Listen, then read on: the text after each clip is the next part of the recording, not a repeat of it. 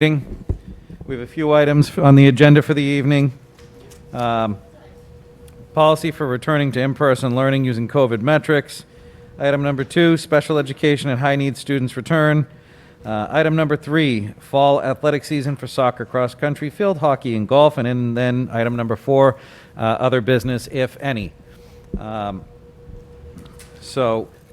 do you want to give us a COVID-related update? I do have the city's pandemic medical consultant, Dr. Rick Herman, is here again tonight. I know he's just trying to work out some logistics for his information he's going to share. But I'll give you a quick status update. We have 93 active current cases right now, meaning 93 Brocktonians are dealing with current positive cases of coronavirus. We have 283 lost to life, 283, and then 4,711.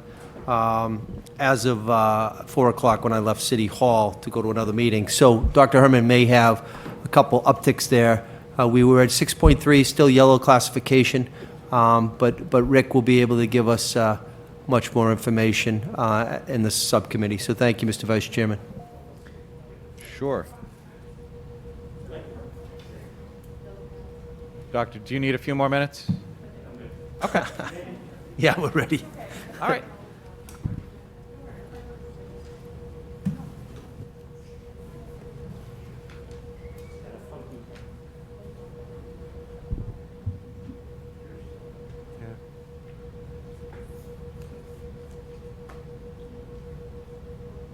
Sorry, the slideshow is auto-advancing. It's also listening to you. Big brother is truly watching. And it's on the laptop.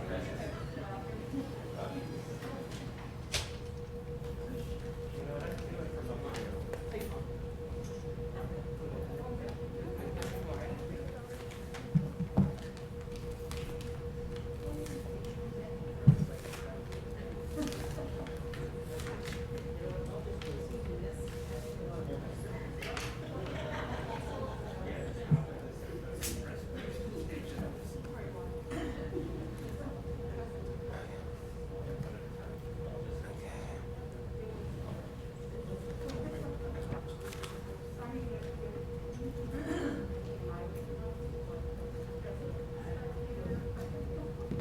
Well, this is going to be a little funky, but we'll give it a shot.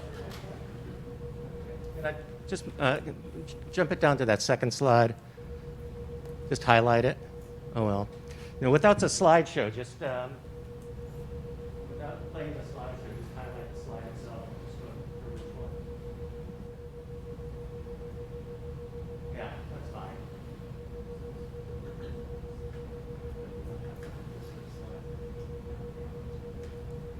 Can you give me the next slide?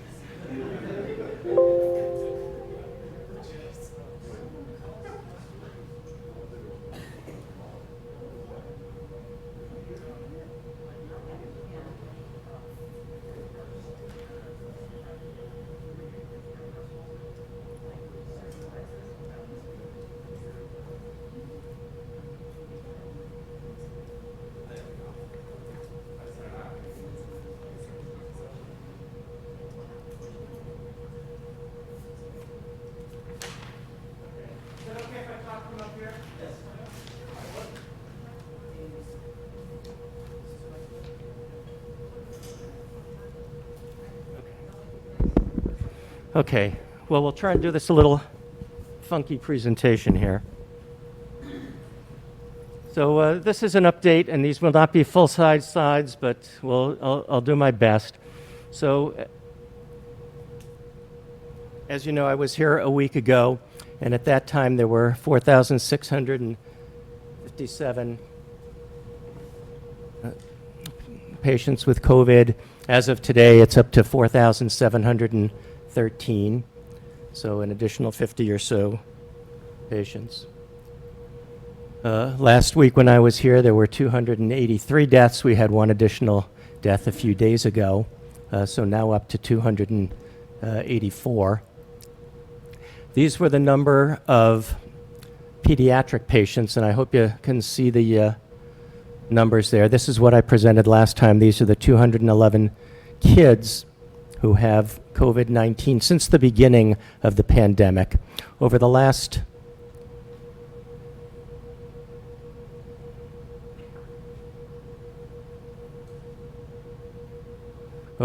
week, we've had 14 additional kids in those age groups, and making a total of that amount. And I think it'll just be easier to see on this slide. So these are all the kids broken down by age groups of 2 years to see how many kids, a total of 225 patients altogether, COVID patients altogether since the beginning of the pandemic. And that I'm not aware of any patients that have been hospitalized, and I'm not aware of any pediatric deaths. So this is the dashboard for today, with the total, as I said, 4,714 cases, 284 deaths, 97 active cases. Those are patients that are being followed by the Board of Health. Only 2 patients in the hospital right now, none in the ICU. That's a good thing. And then for usually on the, and this dashboard is posted daily, sometime after the state posts its numbers at 4 p.m. And I try and in the middle, I don't want to muck around with it too much, I'll ruin my slide. In the middle usually put some other kind of data that changes daily. This just happens to be the new cases for the past 2 weeks to kind of give us an inkling of what tomorrow's number is going to show for the Board of Health number. So this is where we are for the DESE number. This is the green, yellow, red number that everyone looks at. It's a number that, as we said, is released every Wednesday at 6 p.m., and it measures the average daily case count per 100,000. Average daily case count per 100,000, and they measure it over a 14-day period. So just to review, this is new cases per day over the past month, so ranging from 0 up to the 20 range, new cases per day. This is where we were last week. Whoops. This is where we were last week. And so on the 9th of September, they measure the 14 days leading up to the previous Saturday. So the August 23rd to September 5th, more or less, and take the average daily count per 100,000. And so we were at 6.3, and that's what our current number is. Tomorrow, we're going to shift over 7 days and look at the 2-week period from August 30th to September 12th, and that's going to be that number. And so it's tough to guess what it's going to be because this is a rolling average, but my prediction, and please, if I'm off by some amount, don't skewer me, only because this is a very difficult number to come up by. You would think it would be easy. Just take those cases and average them out. But what happens is these numbers change every day. Why? Because the Department of Public Health assigns a date to them, but that date changes based on new information that they get in. So at first it might be a test date, it might be the result of the test, Or once a contact tracer contacts someone and they find out when their symptoms started, they go back in and change the date and backdate it to when their symptoms started. So it's really a mess to be able to try and pin down what the number is. This is my best guess for what the number is going to be tomorrow, 5.5, even though tomorrow morning, if I did the calculation, I'm sure that that would change. So this is what the new graph will look like. And each bar here is a week. And each bar represents the previous 14 days.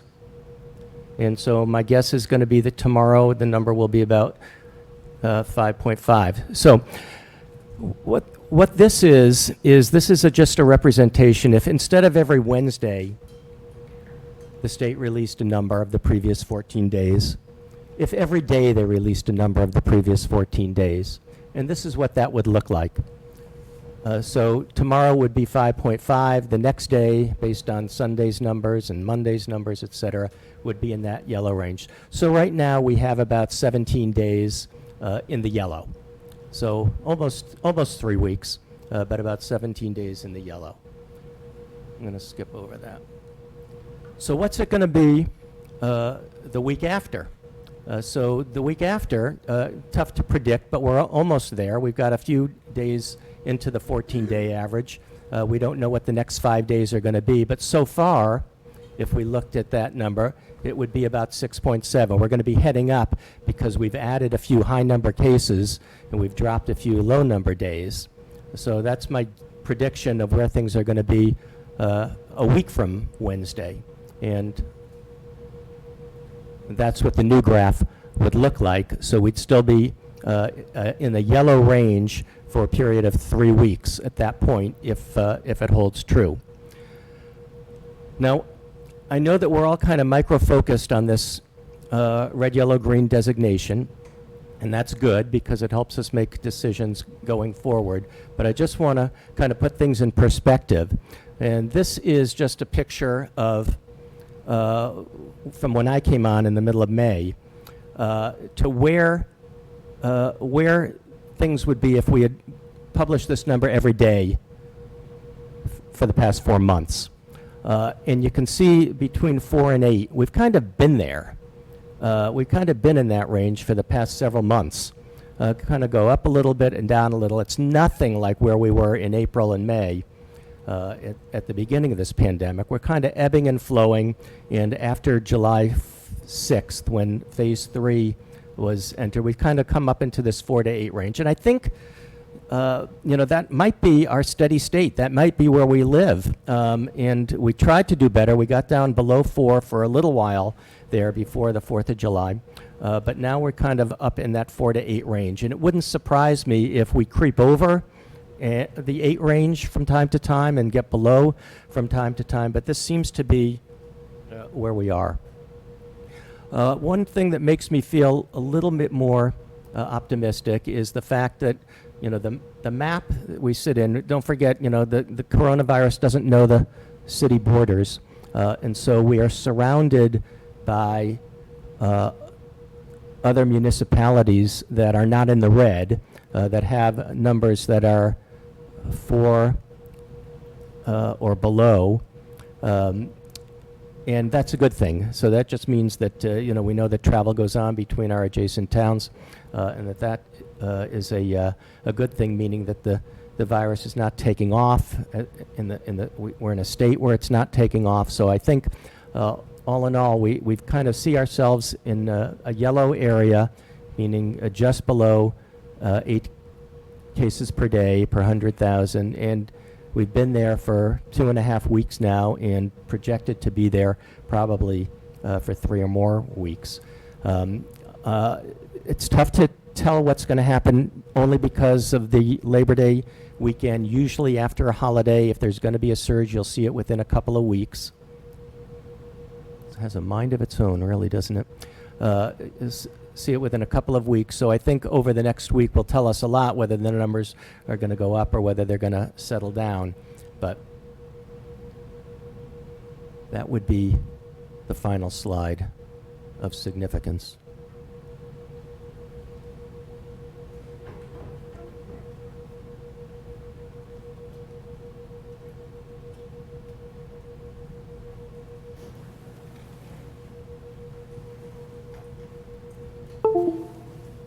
Any questions from any members of the committee for the doctor on this presentation? Mr. Minicello. Doctor, out of the 284 deaths in the city of Brockton, can you categorize those deaths in terms of ages and medical conditions? I'm sorry. Out of the 284 deaths in the city of Brockton, could you categorize them in terms of age and also any medical issues that corresponded to those patients that may have been contributing factors in their death? Oh, yeah. I think he's asking to put the microphone on. That's.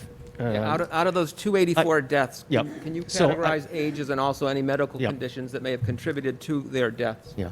I don't have the information regarding comorbid conditions, existing medical conditions. I can tell you that the majority of the cases were elderly patients, that the average age was probably in the 80s of a mortality of patients' deaths in Brockton, but I don't have that broken down. I can do some deeper dive and see if I can come up with that information for you. But it tends to be people who are older and do have underlying medical conditions. The vast majority have underlying medical conditions. Well, point of information, approximately 60% of the loss of life were attributed to the nursing homes, but 40% were not. Thank you. Thank you, Doctor, and thank you, Mr. Mayor. Questions? Yeah, when we're trying to figure out, like, one of our agenda items, right, is to figure out metrics for when it's safe to do in-person learning, even if it's a hybrid model. I mean, what are your thoughts on what do we have to look like for you as a medical professional to feel like that's a safe thing to do, having some amount of in-person learning? Yeah. Well, I think the state has kind of set the framework that at least to consider it if you are in the range of 4 to 8 people per day per 100,000, which is where we are, and then says don't do it if there are extenuating circumstances. They don't define what the extenuating circumstances are, but kind of just thinking globally of what the extenuating circumstances would be, are you kind of going up or coming down? And right now, I think we're kind of plateaued. I don't think we can say we're going one direction up. We're just hovering in that 6, 7, 8 range right now. And I think if we stay in that position, and we don't change from that position, then I would favor moving forward and trying to at least introduce slowly in-person learning. I wouldn't bring a whole school system back at once, though. I think that, my approach would be to test the system. Bring some people back, those that you really feel would benefit the most, who would, feel need to get into the in-person learning scenario quickly, or have a greater need to do that, and then test your system. Just make sure that you're ready to deal with COVID in the school system. Because, listen, we've had 2 kids a day for the last week who have gotten sick. So, I have no reason to think we're not going to continue to have 2 kids a day or 1 a day or whatever it's going to be. There'll be kids that test positive. And I think that as a school system, people need to be able to sort of be prepared to deal with that, not panic because there's a single case, but be able to say, this is what we do when there's a case, this is what we do when there's a cluster, and then everyone becomes familiar with his or her role. And I think, as I said last time, anytime you're going to implement a new plan, it's a good idea to test the plan. So whether that is a tabletop disaster drill, and I use disaster drill in quotes, a tabletop pandemic drill or COVID drill, and play out the scenarios. What do you do when a kid comes in sick off the bus? What do you do when a kid gets sick in the classroom? What do you do when you learn that the 2 siblings tested positive for COVID-19? And then, stress your system a little bit and kind of figure out how you're going to deal with when, you know, the school nurse calls in sick or the teacher's out or whatever it's going to be. And figure out what your backup plans are going to be and make sure that you're prepared. You got the PPE, you got the testing in place, or know where you're going to send someone to get tested and that they're going to get a test result back in a reasonable period of time. Maybe even have a conversation with contact tracers so that kids get a priority if they are identified, that they would, you know, move to the top of the list and get traced, you know, quickly. Right. So if we've got the proper protocols and procedures in place and we continue to bounce around in that yellow range, then we can probably start to safely do smaller groups. I think you're right to not just kick the doors open and bring everybody back at once. I don't think that would be smart at all, but. Well, the advantage of bringing people back in small groups is really to kind of test, you know, fine-tune your system and make sure you... Goes south, we can pull back easily. Yeah. Right, okay. Any other questions? Ms. Asak? Thank you for the presentation. I do have a quick question. So, you know, the last couple of days, we've had a lot of surrounding towns and cities. Their students have gone back, whether it's hybrid or full. Are we keeping an eye to see what's going on in the surrounding towns and cities to see how their numbers are going to be? Because obviously we have a larger student population, and I can almost guarantee you in 2 weeks, we're going to see the numbers are going to jump, especially with the younger students. I'd be curious to see if we are going to keep an eye on that, and if we could get a report just to see how they're doing 2 weeks from now. Yeah, Because that's really going to factor in on what we really do here. Sure. I mean, I have not started to follow surrounding towns and their school systems. I'm hoping that the, you know, DESE will gather data and report that back to the various school committees and boards of health so that they can know what's going on.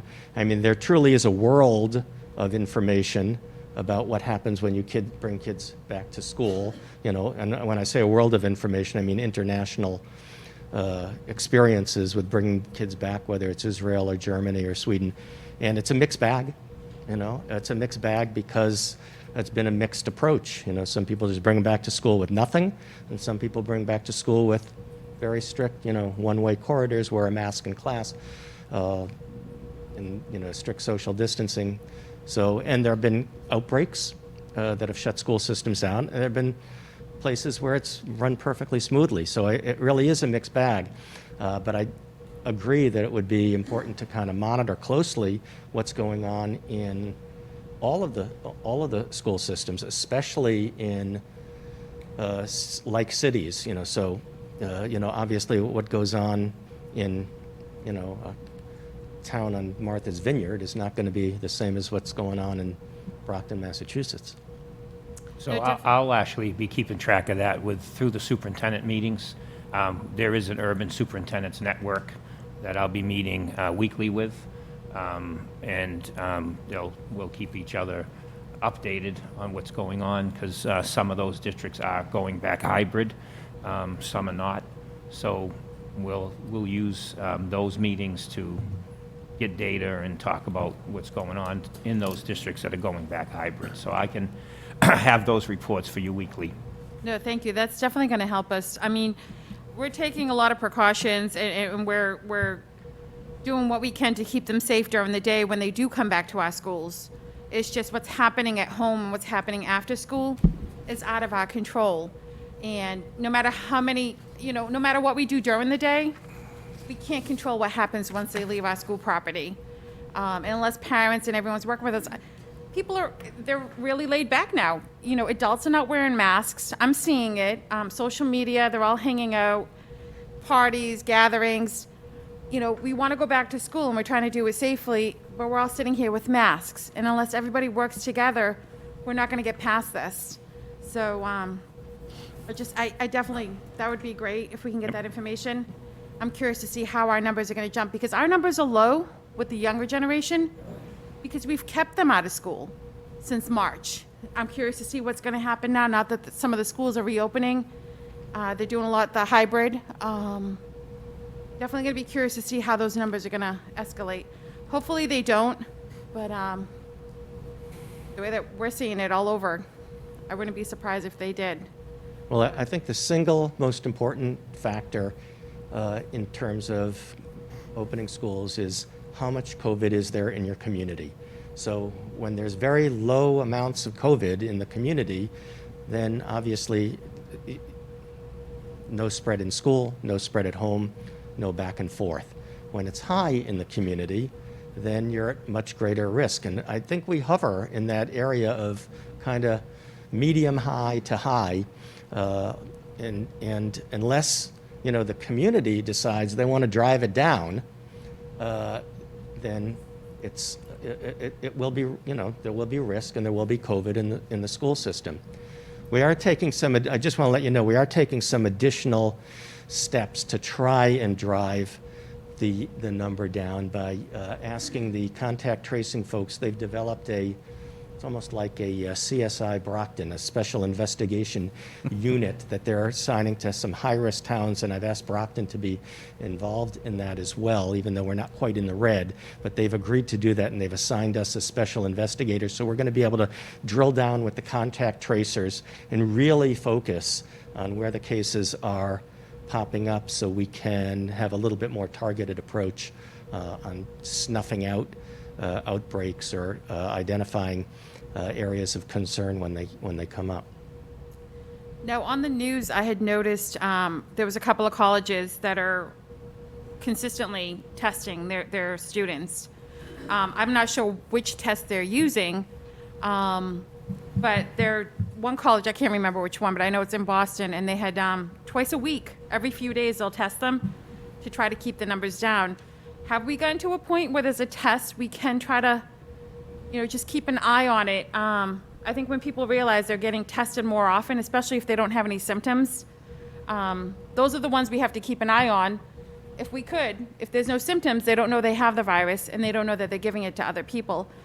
Are they doing anything as far as testing to make it more available rather than cost-wise? I'm not sure what it costs to do the test, but for some of these colleges to do it more than, or at least weekly, if not more than once a week, I'm not, is there something that's out there that we could, I know we talked about it at one point to see. Yeah, I could give a couple pieces of information before the doctor does. So a couple things, just for your first inquiry, Mayor Curtatone from Somerville and Mayor Driscoll from Salem reached out to me. We're going to have a roundtable next week with a lot of the red/high yellow communities starting next week. We're going to do it on a weekly basis. And then Marty Walsh in Boston reached out, and he's reinstituting as of Monday. There's 12 mayors, 12 of us get together on a call. So I'll be able to see what other municipalities are. A lot of them are in the red, Chelsea and Everett, Revere.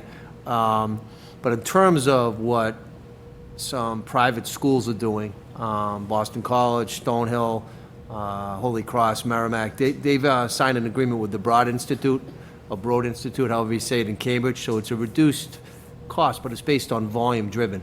So the city of Brockton hasn't done that. We don't have the financial means to do that, but we have free testing right now from Stop the Spread campaign. So, that's something that, we'll look at. But I also think another snapshot would be looking at Cardinal Spellman. They're 100% in right now. Looking at New Heights, they're hybrid. Trinity Catholic, pre-K through 6th grade are 100% in. 7th and 8th are home. So there are some variables and some barometers that we can look at to try to see where we are. But at the end of the day, our student population is so much higher than all these other municipalities that it's almost apples to oranges. I don't know, Doctor, if you had any other thoughts on it. Yeah. Again, the answer is I don't know, because I think it's we don't know. I think in congregate settings, cruise ships, nursing homes, college campuses, they're all the same. They're all people living together, mingling together, sleeping together, in dormitories. It's just the same kind of setup. There's definitely data that says routine testing helps prevent spread. And probably the ideal number is twice a week. A good number is once a week. And by say good number, meaning it'll get you to Thanksgiving. before you have to shut down your campus, that kind of thing. And that's basically the goal, right, is to make it to Thanksgiving. That's the finish, that's the end line. As far as public school systems, though, I'm not sure. I'm just not familiar enough with the data on testing, only because, you know, you don't have a captive audience. You can test someone, they go home, and they come back. There's a lot of back and forth. I have no doubt that if you had the ability to do frequent testing, that it would help stop the spread. And I think I said that, you know, the very, very first time I came here, you know, let's just, you know, get up in the morning, brush your teeth, take your COVID test, you know, get dressed and go to school. Unfortunately, they don't have that yet. I mean, they've got the technology, it's just not widespread and cheap. And maybe that's the right way to go. Maybe that's the wrong way to go. Maybe that identifies so many cases that you've got so many people in quarantine that it's not going to be the right thing to do, you know, because you'll get a lot of false positives and people that don't need to be in quarantine may be quarantined. But there's probably an ideal number of how many times in the course of a school year to be tested, whether it's weekly, every other week, whether it's a sampling of students, or whether it's pooled sampling. You know, take, you know, Mrs. Jones's 4th grade class and do a pooled sample and see if there's a positive test in the class. And then if there isn't, class is good. If there is, drill down and look. So there's lots of ways of doing the testing, but it's so, you know, there's so many kids. It's be so overwhelming. I think it would be very, very tough to manage. And I'm just not familiar with local school systems that are doing that. And I don't think it's been recommended through the state to do that. So just to give you an update on information from the Department of Education. So they recommend you need to be in the yellow or the green, depending on where you are, to consider coming back for 3 weeks.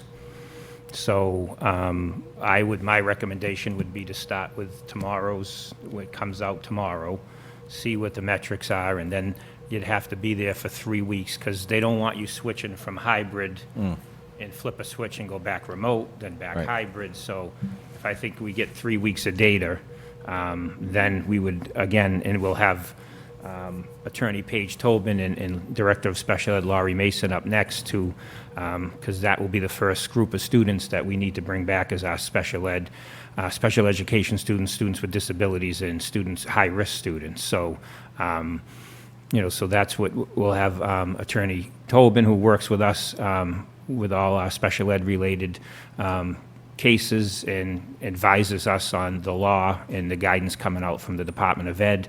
And again, my recommendation would be, and we could obviously discuss this, that it's got to be in the yellow, or again, green, if we ever were able to get there, for at least 3 weeks before we then consider whether we, again, allowing special ed students back, and again, all around health and safety. So the Department of Ed is really pushing to make sure districts get students with special needs back into school as soon as possible. But again, you need to focus on the health and safety of the entire community before you're able to do that. So I would recommend, you know, starting with the metrics that come out tomorrow, looking at those for the next 3 weeks and see where we are. And then we can consider, again, starting with special ed students. But again, that would be a transition time, which we talked about before. You need about 2 to 3 weeks to schedule vans, making sure everybody's in place, coming up with a plan, working. Again, we still have to work with the unions about coming back in a hybrid model. Right now, our agreements are about remote learning, so we are still working on that. So again, there is a transition time, but that would be my recommendation, and again, I just throw it out there for discussion. Well, I mean, I think that 3 weeks in the yellow makes sense. You know, I mean, it'd be nice if it was green, but I don't know how realistic that is until we get to a place where there's a vaccine. Guidelines. You know, I mean, I think I'm comfortable with starting to bring some smaller groups back, like you've talked about, and obviously, I think there are some groups of students that need to come back sooner than others. and as such as special needs students. And, so personally, I'm just one vote, but I think 3 weeks in the yellow makes sense and is realistic. And again, if everybody knows that's the goal, we've seen a positive move of our numbers. The community's in control of this, social distancing, mask wearing. We can do this, and we can get the kids back in school where they belong, And I think any it's other- important to go with, I think because of the Labor Day holiday, I think it's best to not go back a week. No, I think we should start with when the new metrics come out tomorrow and go from 3 weeks from tomorrow to see where we are. It just Yeah. takes into consideration if, Labor Day sends the, yeah, and I don't know, I just don't think it would make sense to look backwards. We'll just look forward from this meeting. I mean, any other input or feedback on that? No, I just want to thank Dr. Herman. I mean, he does a deep dive. He spends hours and hours on this, preparing for school committee, city council, and every single day. So thank you, Rick, for what you're doing. Thank you. Yep. Yeah, we're very fortunate to have Dr. Herman to come and help us with this pretty much every week now. He's coming Thank you, and Doctor. preparing information, so we really appreciate that. It's great that we have him as a resource. So do we have a consensus? Do we need a I think we're trying to come up with a policy. Do we need a recommendation? And we could make a motion Yep. to, I guess the policy for the district would basically be to start the smaller groups, special ed, et cetera, coming back to the high school and to the different programs throughout the district in compliance with the recommendation of DESE, the 3 weeks of consistent yellow starting from Labor Day weekend, right? Yeah. tomorrow. Is that a motion? 16th. On the 16th, tomorrow's. Counting from the Oh, okay. 16th. Starting from the numbers, counting on the, yeah. Okay, You wanna amend starting the from the motion? 16th. Okay. Is that a motion? That's a motion. All right, we have a motion for Mr. Minicello. Did I hear a second for Mr. Sullivan? Okay, we have a motion seconded by Mr. Sullivan. Any further discussion on the motion? I'll just say that I've heard from the public that Dr. Herman's a big superstar. People tune in when he's speaking, and people enjoy and learn from the data that he presents. So Doctor, you're very popular at home with all of the different parents tuning in to hear from you. They don't really want to hear from us. They like to hear from you. So thank you for getting our viewership up. Big help. People can hear hot air from a bunch of elected officials anytime. All right. So, any other comment on the motion before we take a vote? Okay. I guess the only thing we have to think about, so what Rick just showed us, his projection is 5.5, right? And that's going to spike up to 6.7. So if our window is going to be a three consistent week of yellow, which is what DESE says, we just have to be cautious because 6.7 is not too far off from 8, and then when they're red, and we have to, do it all over again. So I support it. I think it's great. I think that's the barometer, and that's the metric that we need to follow. But, I mean, Dr. Herman's been pretty on. So if that's a projection of 6.7 in 2 weeks, the third week, which would be the final week of vetting it out, would be extremely important to figure out next steps. Yeah. I mean, and obviously, if we get to that point where it's decision time, and we're 7.9, I think the committee would be right to say, hey, we're barely staying in the yellow here. Maybe we don't. I mean, it would just have to have further discussion at that point. Well, this vote has to be ratified at the school committee. Yeah, it has to be ratified at the next meeting. But also, if we're barely meeting the criteria, then that's a conversation we have at that point. All right. All in favor? All right. Unanimous. All right, next item. Superintendent, special needs and high needs student return. I think we had We have speakers coming for that. Director of Special Ed Laurie Mason and Attorney Paige Tobin.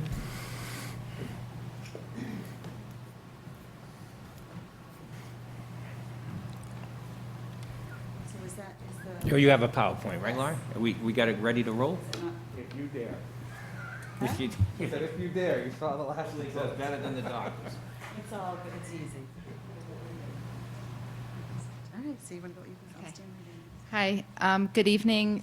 I'm Paige Tobin, and I work with the district in terms of student service issues and special education. And I'm just going to provide the history and context very briefly for you, and then Lori will present the plan for the district. So essentially, it's just very important for the school committee to know that the requirements in what happened in the spring is very different than our obligations now for the fall. In the spring, for special needs students, we were obligated to provide FAPE, which is a free and appropriate public education, but that would be acknowledged that it would be delivered differently due to the governor-ordered school closures. Now what has happened is DESE has issued guidance on July 9th and August 3rd that really talk about a higher obligation. And that's the next, do you have the slide? The next slide, Lori? Okay. Okay, thanks. So, thank you. So the higher obligation is really framed in now we are obligated to fully implement students' IEPs, and that includes providing instruction and direct services, whereas previously we were able to only provide materials and resources, so it's a much higher obligation. We're also obligated to provide all minutes that a student is owed for educational services on their IEPs and using the same type of professional staff. But most importantly, there is a priority for students with disabilities who are in preschool and students who DESE has determined that have complex specific needs, high needs, that we need to prioritize returning those students for in-person instruction to the greatest extent feasible given health and safety considerations. So the guidance document does talk about the fact that even if schools are operating in a remote or hybrid model for all students, the district must make every effort to provide up to full-time in-person instruction for those categories of students. So going on to the next, I think we talked about that. So what Lori has developed and with the rest of the leadership team is making sure that students will be receiving their services on their IEPs. And at the moment, we have what are termed by the state to be individual remote learning plans. And again, that will tell every family what their schedule is and how their IEPs will be fully implemented during remote learning. And there's also a requirement that we have parent communication and parent input into that process. But again, with a goal, which is kind of outlined in the next slide, of making sure that we are thoughtfully planning, but again, really working towards a very concrete transition plan to phase in providing in-person instruction to the greatest extent feasible for those students. The Associate Commissioner has even indicated that districts who are in the red zone could bring in cohorts of, again, high-need students who really cannot access remote learning due to their significant disabilities. So that might be students who are nonverbal and autistic and just really cannot, despite every effort by the district, cannot access remote learning. So Lori's going to kind of present the plan that we've developed to provide that to the students. I'm actually just going to stand right here. Bring my glasses. So, as Paige had mentioned, we're talking about our high-needs population and our substantially separate programs, our students with in our ASD class, our emotional and life skills, research on students 3 to 22, and then Therapeutic Day School, which is the Huntington Therapeutic Day School. The determination of the high-needs students was made because of DESE, as Paige has said, and the reason that we really talked about having the students come into a hybrid model is for, you can't hear me? Sorry, is to really have our teachers, I don't have my glasses, that's fine, our teachers to be able to strategically plan and provide families with transition time. So I really want the teachers to be able to, over the next few weeks, to really get to know their students, work with their families, and really look at coordinating the schedules with families and having them transition in. Transportation is another piece that we need to look at, and we really need to be able to coordinate all efforts to make sure it's a smooth transition. So a lot of our substantially separate programs have up to 12 students, and originally, when we were back in the June and July really talking about having kids come back in, we were like, oh, all the kids would come in at the same time. But that's really not an effective model. We're really talking about taking our classroom, dividing it into 2 smaller groups. And Dr. Herman did talk about, in the CDC guidelines, really talking about, for this to work, we need to have small group instruction, small number of students in the class, social distancing, and proper PPE. And I think it's really important, our job as special educators is to really work with the families and the students of understanding what that is. A lot of our students, parents have called me, my child struggles with a mask. Our job is to make sure that we help facilitate that training and that learning. So we would divide the students into 2 groups. One cohort would attend 2 full days on Tuesday, Thursday. The other would attend Wednesday and Friday. And then this would allow, again, as I said, to really develop some routines and provide consistent instruction that is important for the staff to be working with these students on social distancing. Monday is our remote learning day that would still provide some, teachers would be providing students with instruction in online learning, some online learning platforms. This would be allow teachers to also communicate a lot with our families, which is really, really important. As Paige has said, that was a big component, that parents want to know what's going on, how to help with their children. And I did a parent survey, which is on a future slide down the road. And I asked questions about, can your child independently log on to the computer? How much time can they spend on the computer? How much time do you expect them to be on the computer? And that data, I disseminated that data to the department heads. And we had about 2,200 surveys that went out, and about 1,200 parents responded, which I was extremely happy with. And the department heads have disseminated that information to their teachers. And now they'll do a deep dive and look at all the information and then target those families who need that extra support, and allowing them during this remote learning that if I have a classroom and I have 3 or 4 kids and the parents have identified that, yeah, these kids are really struggling, I have myself as the classroom teacher and support staff to really be able to help facilitate learning for that child. That's our job and that's our goal. So that's really what we'd be able to do. The goal is to transition students back into school up to 4 days a week. But that we need to do is a slow process. We need to get the kids back in, get them acclimated to school, and acclimated to the routines. So I kind of broke it down by numbers of the number of students with disabilities per school and what it would look like by each cohort. So I'll use, because the first one is Brockton High, that there's about 153 students, 15 teachers, and so we'd have about 76 students in cohort 1 and about 77 in cohort 2. And these are approximate numbers because depending on, I really want the teachers to take an opportunity to group the students and then bring the students in those smaller groups. So this is, I'm not going to read all of these, but this is where I've kind of broken it down. The Huntington Therapeutic Day School, they have about 62, currently there's 62 students enrolled in the school in a very large building. So we, Jay Lander, myself, Terry Finnegan, we met and talked about having the students all come in 4 days in person, but have grades 3 through 10 start, and then a week after that, they're in, start the grades 11 and 12. They have the ability to spread the students out and the staff to have small group instruction.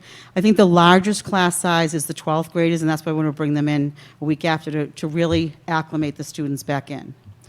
The Early Childhood Center, so currently there's about 67 students with disabilities, but the preschool is rolling admission, which means that anytime we have a team meeting, we evaluate a student, have a team meeting, that student is eligible for services. That number, if we were in a typical non-pandemic world, it might start out September 15th, 16th, at 67. 2 weeks later, it could be up to 130, because it really depends on the number of team meetings we have. So that's what the preschool would look like to start. The Adult Learning Center, which conducts all our evaluations for children turning 3 and up to age 4, will be conducting evaluations remotely by a team of educators, and then we will start that team meeting process, and that number will drastically increase. And we continue to receive referrals for students. We're obligated to evaluate any student turning 3. And right now, we're looking at kids up till December right now. That's where we're looking at.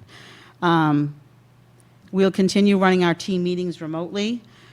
We still have, between March 13th and June 24th, we had scheduled meetings that we are in the process of running all the initials and reevaluations that we did not hold. We will be bringing students in for evaluations. We have school psychologists that need to do evaluations and special ed teachers, and we're in the process of planning to locate a designated area to bring the students in. And Paige, you might want to talk about that piece of the DESE requirement. But we do have a plan that we're going to be looking at having students come in for evaluations to start processing all those team meetings. I don't know if you wanted to add a little bit to that. All right. Yeah, I'm sorry, this is just thick, so I have to take it off. So in terms of the evaluations, the Federal Department of Education has stated that there are no flexibilities on special education timelines, which are federal law as well as state law. So what that means is that the district is obligated, if a parent signs a consent to have their student receive a special education evaluation or reevaluation, to have that occur within 30 days, and then to hold a team meeting within 45 days. So the state did confirm for everyone in the spring that there are no flexibilities, so the time is ticking now. So we really can't wait to hold evaluations. So even though schools may not be able to be open, we do need to develop a plan to start to evaluate students, because we're already out of compliance with that, and that could be, at some point, a liability issue.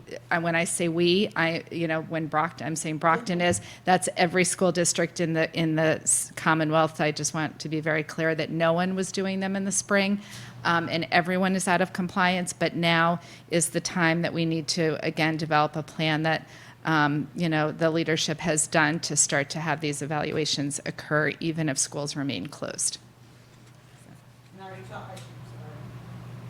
I talked about the parent survey, and one of the things I do want to mention is the trainings. And so we're developing trainings through the school district, and also through the behavior team that works at the district has already developed modules for parents, because that was one of their questions on the survey. They really want to have help with behavioral strategies for home.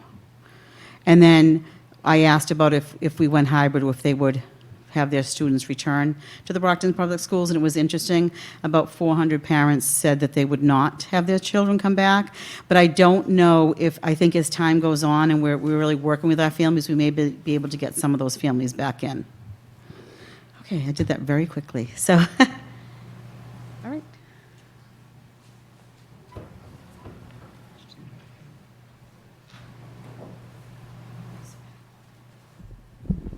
Well, thank you very much for both of you being here and preparing this information for us, and we really appreciate everything that you're doing, and kind of helping us, giving us the guidance we need to as we're making decisions about what to do in these times. Any comment or question from the members of the committee? Mr. Sullivan? Lori, on the parent survey, Yep. it was just about half returned the answers. Is that just about normal, or? I'm sorry? The question was only half had returned their answers to the survey? Yep, so we had 2,700 students with disabilities. We sent 2,200 out emailed. My department called the remaining 600 families for an email address. I mailed surveys out, and we got about 1,250 back. I'm thrilled with that number. I know it doesn't seem like, for me, I was really excited that I received that many back. I will still continue to keep that open, the survey, just for parents, as teachers, now we're back in school, if a parent didn't fill out the survey, we can get that information. It just, for me, I mean, we don't have a lot of members come to our PAC meetings, so to have that many, I was like, this is really exciting. This is really exciting. It gave us a lot of information and data to really help us. And one of the things, there was a comment section, many of the parents understand the decision by the school committee, the superintendent, and the mayor. They understand that Brockton was in a red zone. They understand, but they are struggling. They're going to struggle at home with their children. The special ed department has really worked hard to put together options for families. I've purchased some interactive programs for the students. We have provided them with the individual schedules. They'll have live lessons with their therapists and their teachers, and I think that will ease some of the anxiety for the parents, but that other piece is they would have to sit with their children throughout the day to help them with their learning, and I think that's where they struggle. And those are mostly the comments and the emails and the phone calls that I do receive is about that piece, like, yeah, I understand that, but when can they come back to school? So I'm happy for this opportunity to kind of share that information and present the plan, because I think it's really important that we are going to look at our high needs students and make that determination. So, Thank you. yep. Anyone else? Thank you both. So we all know the importance of Thank you. bringing our students with disabilities and high-need students back first. So we'll continue to watch the metrics carefully and, again, make the best decision for the, in the best interest of health and safety. But we clearly understand the importance of those students coming back to school, and all students coming back to school. But we're mandated by the Department of Education to do whatever we can to get those students back into school as soon as possible, again, based on health and safety of all. So I appreciate your presentation. Thank you. Thank you. All right, thank you. All right, if there's nothing else on that item, we can move on to item number 3, fall athletic season for soccer, cross-country, field hockey, and golf. So this is, obviously, Mr. Cairo is here, Athletic Director Cairo is here. If you have any other questions, this is a follow-up from our meeting last week. We decided to give it a week to see what the metrics look like, to make a decision on these fall sports. They start on Monday, Mr. Cairo? It would begin on Monday, the 21st. 21st. All right, does anybody have any questions, additional questions for Mr. Cairo? Anything new that you think we should be aware of? Other than, we put together a list of guidelines and protocols from our league. Everybody in our competitive league that we're going to, all these schools, including West Bridgewater, who we're just adding. So everybody's following the same guidelines, everybody's following the same protocols. Oh, you need me at the microphone. Oh, I got it back. I can, let's make this real quick. I know.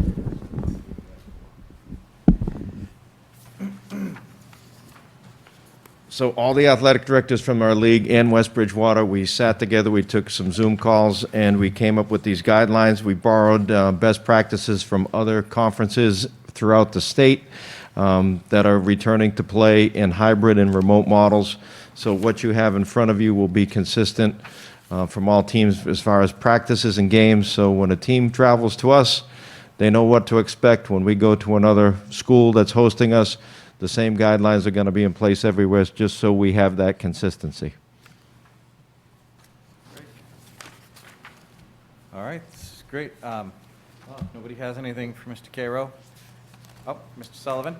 One question, Mr. Carroll, and this is just hypothetical. If a vaccine was to come out tomorrow, which I'm sure it's not going to, That is a hypothetical. would we go back to normal then? Would we go back to normal? If a vaccine for this COVID-19 come out tomorrow? I think it Well, I would think take it a would take a lot of time to get a vaccine into the population and get the general population vaccinated before the benefits of a vaccine would really be seen. So, I mean, I suspect the answer is probably not, because we'd need time for everybody to get vaccinated. Yeah. And then, once enough people are vaccinated, that's when you'd see things go back to normal, I would assume. you know, but, I was just wondering if you were ready to go back to normal?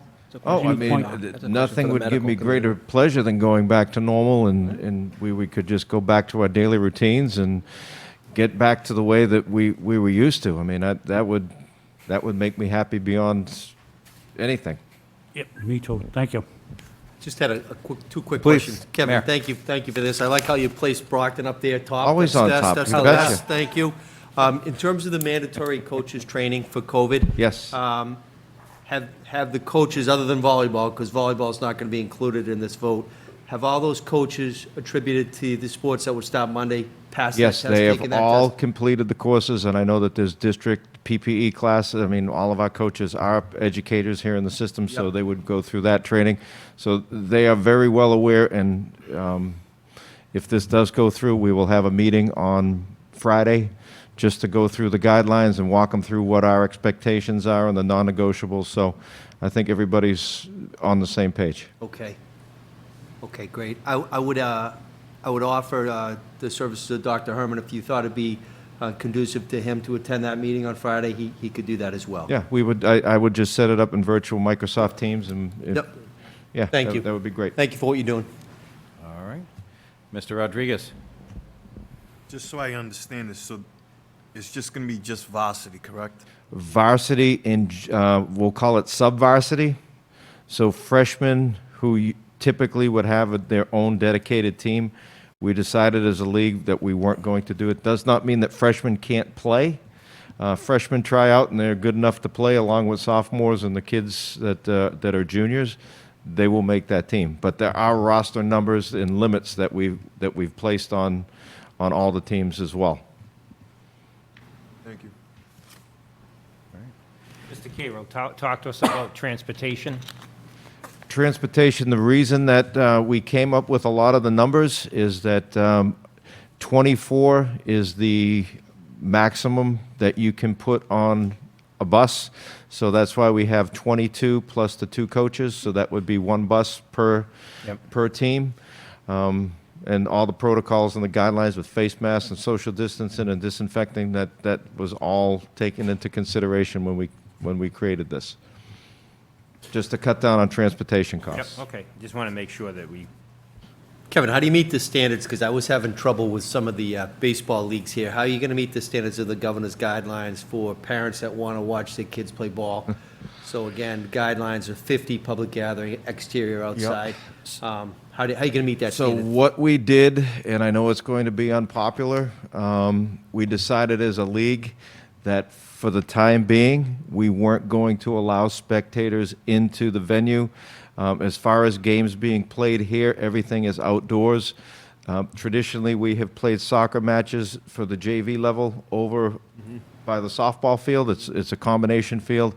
But we've decided to have a varsity game at 4 o'clock, immediately followed by the JV game on that field where we can monitor who comes in, make sure that we don't have parents in there. It doesn't mean that parents won't be able to stand outside the gate and watch the game up by the Rocky statue, but as far as being in, and we're going to do that collectively around the league. Okay, thank you.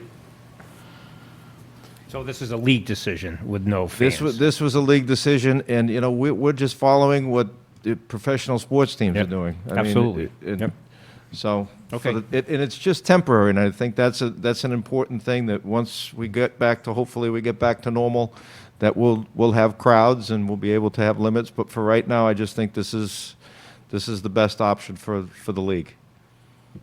Mrs. Azak, and I do just want to point out that we are very much up against the clock, so I'll make it really quick. Thank you. So it's the new thing in 2020, I guess. Everything we're watching live stream. Is there a way we can live stream this for the parents?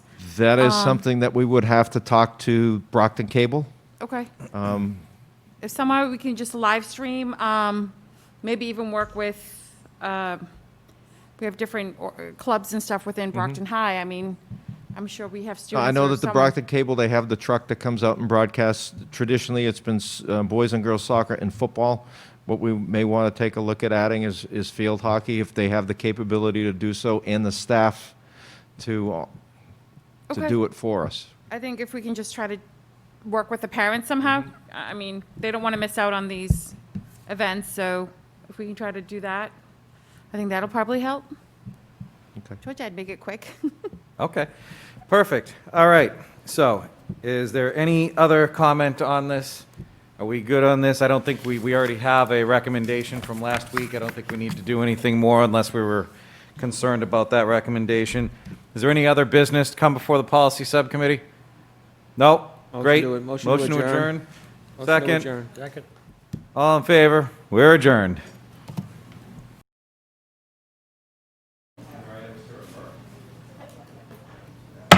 Time having arrived, I hereby call the Brockton School Committee for Tuesday, September 15th, 2020 to order. If we could please stand and salute our American flag.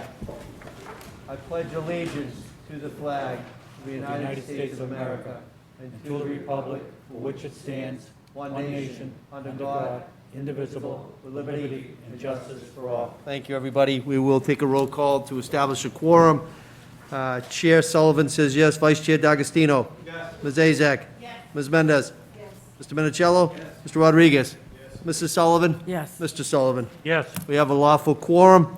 We'll go on to agenda item 2, which is the hearing of visitors, and Melinda had indicated there are none. So we will duly note that, and we will now go on to consent agenda, which is agenda number 3 on the agenda as stated. It's A, B, C, D, E, F, G, H, and I. Is there any members of the school committee who would like to take any out? Mr. D'Agostino, please. Item B. B? Yes. I promise to be brief. Okay, B as in boy, not D as in dog. Correct. B as in boy. Okay. Any other school committee member want to take anything else? Seeing none, then we will entertain a motion to take A, C, D, E, F, G, H, and I collective. Is there a lawful motion? Motion made by Mr. Minicello. Is there a second? Second by Ms. Azak. All in favor? All opposed? We will now do a roll call vote. A, C, D, E, F, G, H, and I. A is the approval of the minutes, September 2, 2020, regular school committee meeting. C, authorization of submit FY21 food security infrastructure grant, $587,739.80. D, authorization to submit Nellie May Education Foundation supporting districts addressing 2 pandemic grant proposals, $250,000. E, authorization to submit Novo Foundation SEL Equitable Design Grant, $200,000. F, authorization to submit Remote Learning Technologies Essential Grant to the Mass Department of Elementary and Secondary Education, $5,334,608.50. G would be notification of personnel appointments, certified personnel. H, notification of personnel appointments, non-certified personnel. And subsequently, I is the acceptance of notification of personnel actions, leave of absences, resignations, and retirements. There has been a motion that was properly seconded. We will take a roll call. Chair Sullivan says yes. Vice Chair? Yes. Ms. Azak? Yes. Ms. Mendez? Yes. Mr. Minicello? Yes. Mr. Rodriguez? Yes. Mrs. Sullivan? Yes. Mr. Sullivan? Yes. That is unanimous. 8 in the affirmative. A, C, D, E, F, G, H, and I have passed. We will now go to B, which was taken out. Mr. D'Agostino, floor is yours, please. All right, thank you very much. I just have the report of the policy subcommittee from September 8th, 2020. The policy subcommittee met and had several items to review and discuss. The first is we had Dr. Richard Herman here to give us a COVID-19 update with various different metrics and information about the city's COVID-19 cases and numbers. Second, we were introduced to Dr. Eno Mondesir, our new Board of Health Director, and got to hear from him and learn about his background, and he's truly going to be an asset to our city. Next, we had a discussion on metrics that would allow the start of a hybrid model and athletics. We had a presentation from Mr. Cairo, the athletic director, and a discussion about some outdoor athletics, soccer, cross-country, field hockey, and golf. So after a discussion about what athletics would look like if we were to do that, and some question and answer from the committee, it was motioned by Mr. Minicello to make a recommendation to allow outdoor sports as recommended by Mr. Cairo, subject to maintaining the yellow status. And then that motion needed to be ratified this evening. Item number 4, we reviewed the MASC policy on COVID-related issues. And again, Mr. Minicello motioned that we adopt the MASC policy on COVID-related issues to the full subcommittee. It was seconded by Mr. Sullivan. And there was no other business. We then went into an executive session, and that is the report of the policy Thank you, subcommittee. Mr. Vice Chairman. Any questions to the Vice Chair on those? Seeing none, I'll entertain a motion relative to B. Motion made by Mr. Minicello. Is there a second? Second. Second by Mr. Sullivan. Take a roll call on that. Chair Sullivan says yes. Vice Chair? Yes. Ms. Azak? Yes. Ms. Mendez? Yes. Mr. Minicello? Mr. Rodriguez? Yes. Mrs. Sullivan? Yes. Mr. Sullivan? Yes. Unanimous, 8 in the affirmative. Subsection B of 3 consent agenda hereby passes. We will now go on to 4, which is the report of Superintendent of Schools, Mike Thomas. The Superintendent. Thank you, Mr. Mayor. I just want to give an update on, as we open school tomorrow remotely for grades 1 through 12, and, you know, kindergarten and pre-K start next Monday, September 21st. And we open the school year under circumstances we never thought we'd be open in school. First, I want to thank the executive team. I want to thank the administrators. I want to thank the teachers. I want to thank all the support staff, our principals. I want to thank Kim Gibson and all the presidents of the unions, because it's been a huge effort over the last several weeks. Teachers returned 2 weeks ago, and everybody's learning new things. If you were to ask us last year, when we were a district that had maybe just over 8,000 laptops, and we were not even close to being one-to-one, that would be starting this year fully remote, with a new learning management system that has to be learned by all, and then we'd be teaching classes through Zoom and Microsoft Teams. I would have told you were crazy. This is not the way to educate kids, as we all know that. As you heard from Laurie Mason and Paige Tobin, especially our students with disability and high needs, our English language learners, this is not the way we want to educate kids. So this is a tough position for us to be in. We've done our best to get ready. There will be bumps and bruises to start tomorrow. There's 16,000 kids that are going to learn online. Some kids and families are going to have a very difficult job doing that. It's going to take time for us to get into the groove with it. So there will be bumps and bruises. There's going to be people having issues with internet access. Again, we put everything in place for people to call, outreach. People can speak to anybody in their native language for help. I continue to tell our families, our parents, our students to please call this school directly for the immediate assistance that they need. That's the easiest way for us to manage this, is to connect with your school directly so we can get you the help that you need quickly. But it's going to be a rocky start. I'm not going to sit here and lie to people that educating 16,000 students online, we've never done this before. This is not the way teachers or any of us were trained to teach. But we've put a lot of effort in. All the teachers have worked very, very hard with the support staff, with the administrators, to get us to this point. And again, we will continue to do better. But I want people to know that they really need to reach out if they're struggling. And they really need to call their school directly so we can get them the assistance they need as fast as possible. So, you know, I just wanted to start with that because, and you also, our website, Brockton Public Schools, bpsma.org, has all the information. Again, bpsma.org. Everything will pop up, information about the schedules, information about, and we'll have Tom Burke join us about, the lunch program, how it's going to continue, how we gave out over 12,000 laptops over the last several days, so we're now one-to-one. We'll continue to give out laptops for the kindergarten students that are starting Monday.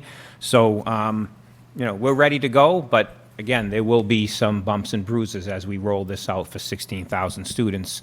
And again, this is not the way none of us ever wanted to educate students, but we're ready to go. And again, anybody that needs the support, they really need to reach out to their school, and we will do everything we can possible, again, to get them the help they need in their native language and get them support as fast as we can. So I know that next we want, June has a update. I think is Schoology rolled into this as well? So this will be a couple of the items. So just to go over the schedules and some information about opening school and the learning management system, and then I can talk to you more about laptops and Wi-Fi.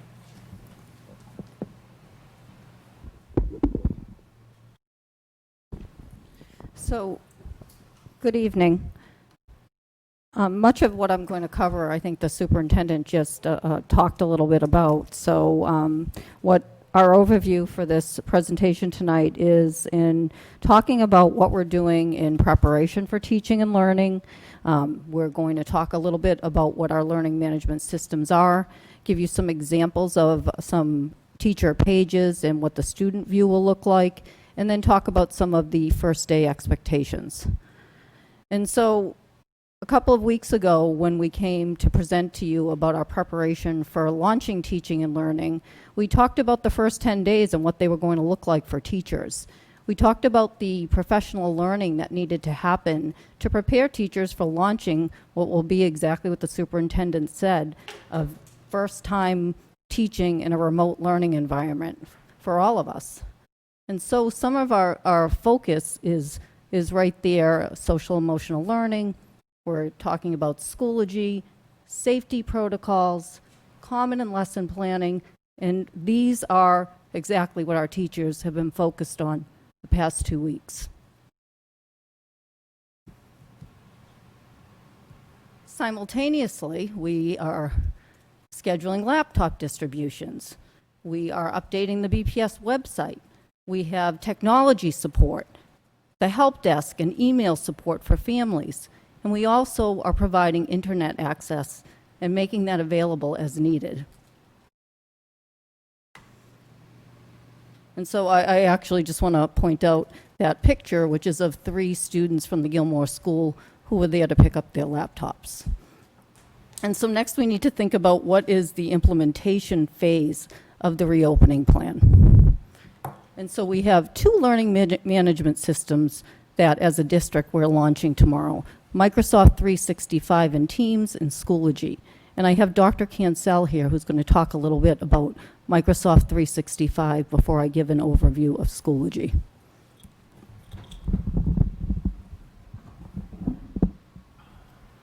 Thanks, June. Hello, everyone. The important thing that Mike pointed out earlier. The slides moving. Okay. Oh, okay. Thank you. The important thing that Mike pointed out earlier is that we now have a learning management system, and it was a very inclusive effort to identify Schoology. It was overwhelmingly selected based on the interface, meaning what the teachers would see and what the kids would see and the parents. And so Microsoft 365, which is the Office suite, which we spent 6 hours on. It was bargained with the union that all teachers would have training that was devised and let me try and speak English, that was developed and delivered by BPS staff. So we had roughly 2,000 staff members who went through the Microsoft 365 training, and that includes Teams. It is our goal to eventually move everybody to Schoology. Microsoft 365 is the backbone or the spine. That's Word, Excel, all the things that you're going to put into Schoology. But June can walk you through what it looks like, and it's really exciting. It's a big breakthrough, and it's a long time coming.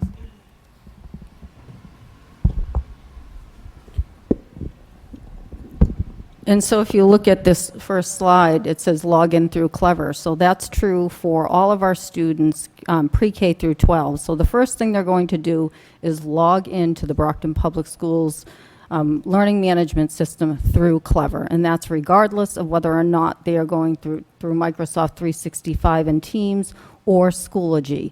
And so that is what a student would see. And in the case of 6 through 12, they'd also see the Microsoft 365 Teams icon. This, again, is this is an elementary page. And so next, what you're looking at here is an actual 4th grade teacher's page.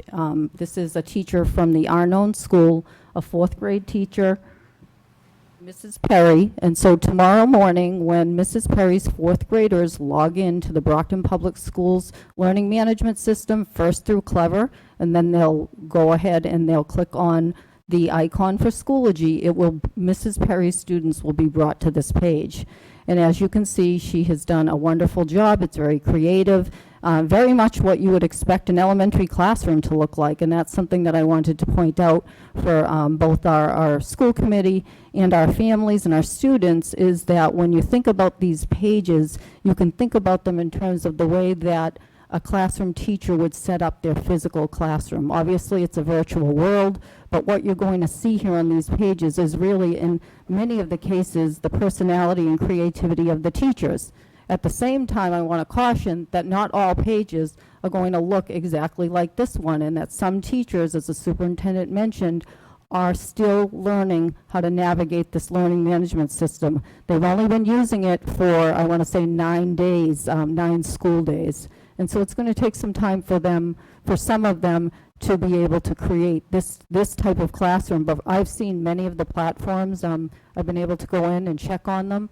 And so many of our teachers have done such a beautiful job setting up their classrooms for tomorrow morning and so on. So if you look at this particular page, you see that it's welcome to 4th grade. You see that there is a math button, an ELA button. It's a science button, social studies, and then there's a button for Zoom. And so students will be able to, once obviously the teacher's going to take their time in helping the students and guiding them through how to use this platform. I would imagine that Mrs. Perry is going to spend a great deal of time on this page tomorrow, explaining to her students what these buttons mean and where they will take them. And so if you look at materials, that's, again, that's the home page. There's also a folder for that. You'll see a folder, the blue folder says daily schedule, and then underneath that there's a parent folder, and that is where we've asked our teachers or worked with our teachers to be able to put information. Is it not working? Thank you. So that's where we've asked our teachers to be able to communicate directly with our families. So if you look at that yellow folder, the parent folder, initially that is where parents can expect teachers to communicate directly with them. Eventually we'll have another parent feature, but for the purpose of starting the school year, we thought it was best to start with something this simple, and eventually we'll be planning for some trainings for our parents to be able to have their own login information. So on the next slide, you see that this is the math folder. So if I go back to the math button, you see if the teacher would guide the student to go ahead and click on that math button, and it would take the students to the math class. And so you can see she set it up by folder. So we've asked the teachers across the district, K-5, to use the folder system. And so although there'll be some unique aspects to classrooms, this is one that will be consistent. So you see folders with assignments. If we open that Wednesday folder up, you would be able to see what the students have assigned to them for tomorrow's class, for tomorrow's math class. And again, that pink folder is previous assignments. And so what that allows the teacher to do is to save assignments to the folder so that if students miss something or parents want to go back and review, they're able to do that. And then again, you see the parent folders available for them. And so one of the questions that have come up is, how are we going to get kids to specialists? So that was an interesting question to think out and to problem solve. And so when you think about the brick and mortar school, you think about elementary level. Elementary teachers guide their students to their art, music, phys ed, health classes for the most part. And so what we're asking you to think about, or our teachers and our students and our parents to think about, is the teachers would be doing this similarly, only in a virtual environment. And so the teacher will guide the student to the art class, and then the student would be guided to click on to the art icon. And so here they are in the art class. And so you can see the teacher is set up. Again, this class is set up already. There's a Zoom art class link, and so that is where the classroom teacher would guide the students to click onto that link, and it would bring them into that art class.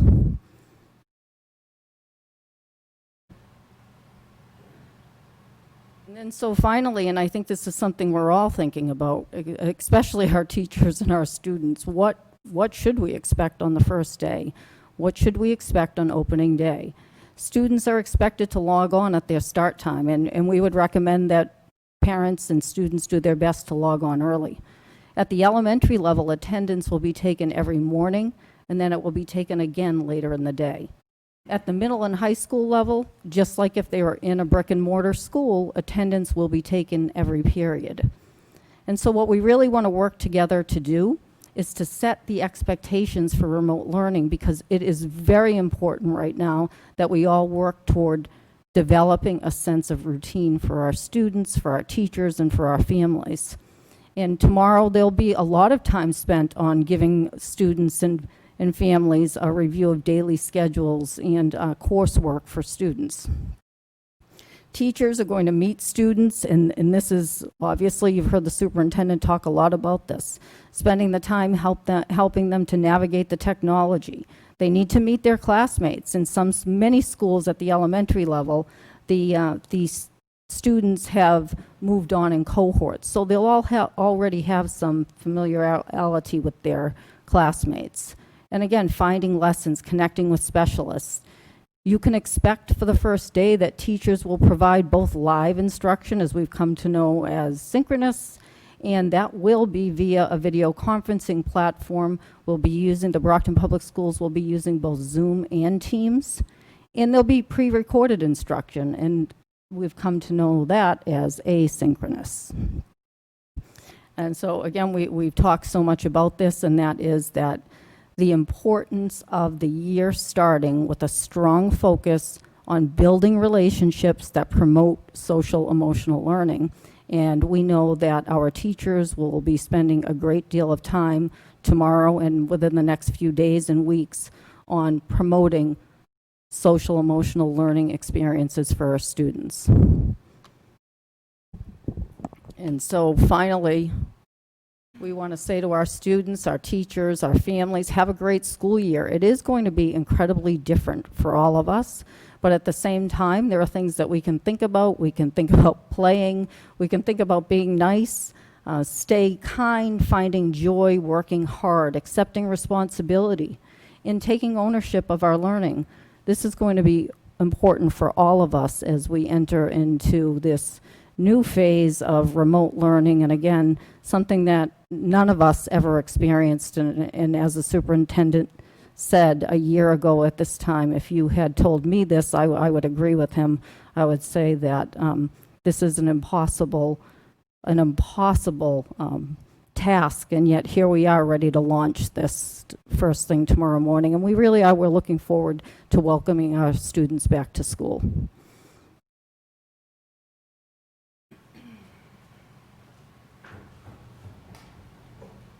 Thanks, June and Ethan. And I just want to say that I sent an email out to staff today about the expectations for the first several days of school.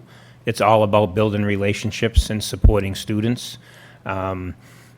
We need to build routines. We need to have students get to know their teachers, teachers get to know their students, and also get to know their classmates. I know everybody wants to rush in and throw all the academics in place, and obviously it's very important, but it's very important, especially in this remote world, that teachers build relationships with the students. In turn, that builds relationships with their families and their parents. So that will be the first several days of school, is getting students to get to know each other, get to know the teacher, settle into remote learning, establish routines and expectations, because again, the expectations are high from the Department of Ed. We're supposed to be teaching like we were teaching in the school, within the school year, within a school building. So, and that's a lot of work, and the teachers, as you could see from one of the teachers that put up, teachers have been very creative. They all were back in the buildings this week, working very hard. It was good to ride by schools and see all the cars in the parking lot, and I know that they've been working so hard to get this set up, and also working together with their colleagues and administrators to, get this up and running. And how well they support students is always amazes me. So again, that will be the first several days of school, is building those routines. Obviously, they'll be doing lessons. But getting students used to the remote world. And again, this is not, and we can't have a student sitting in front of a computer all day. That's why there's got to be, the teacher will use their skill as a teacher to decide. Again, there'll be live instruction, but there'll also be times where they'll say to the class, you need to go outside and explore some different things, or you need to get away from the computer and do this assignment, then come back and see me in 20 minutes or a half hour, and we'll report out. It's just, we have to provide those breaks. Kids, cannot just sit in front of a computer all day. So again, this is just a way we're changing the way we educate, and this is going to take some time, and again, it's important for our teachers and staff to build relationships with students. So again, I want to commend the hard work of our teachers and our support staff, just what they've done over the last several weeks to get ready for. And teachers have been doing work all summer, getting ready for this, because this is the direction we all knew pretty much we were heading in. So between our teachers and our executive team and all our administrators, they've been spending a lot of time and thinking about this for a very long time. So I just want to thank everybody for their hard work.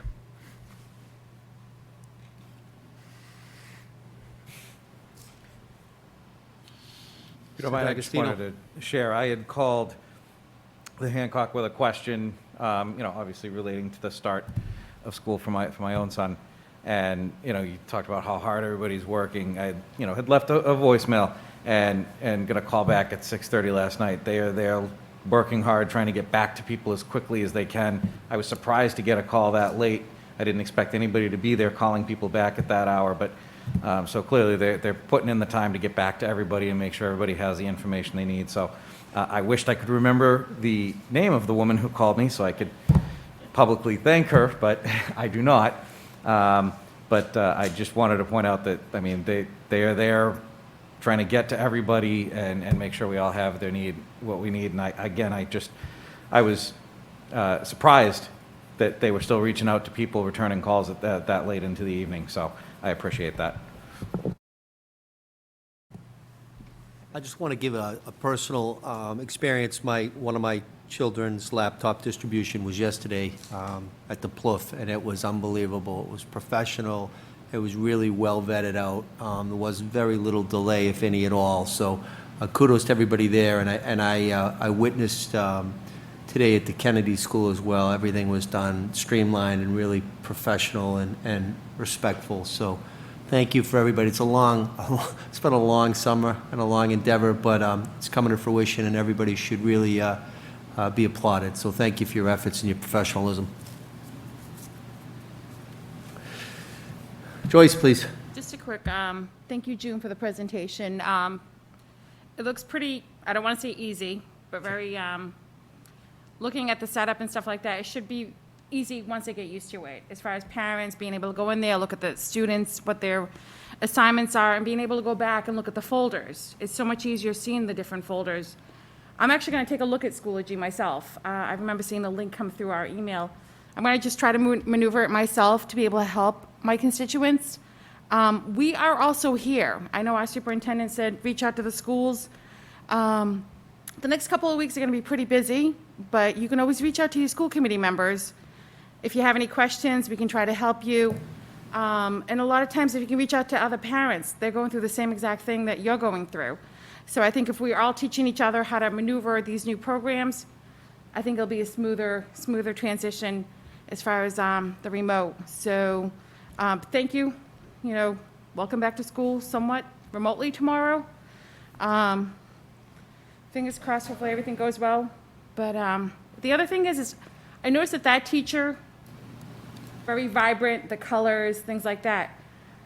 Hopefully, like every other program, some of us know how to maneuver things better than others. Hopefully, if someone has perfected it, they can reach out to their colleagues, help them out. I think it'll help our students. To see something like that, I like it. It's cheerful, you log on. It's for a 4th grade class. You don't want something dull. You want to keep it entertaining, keep the kids involved.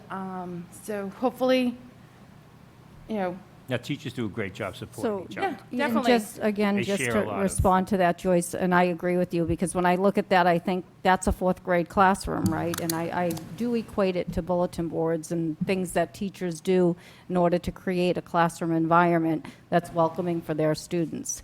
And as you said, as the superintendent said, our teachers are really committed to being able to do this. It's going, again, they've had it for 9 days.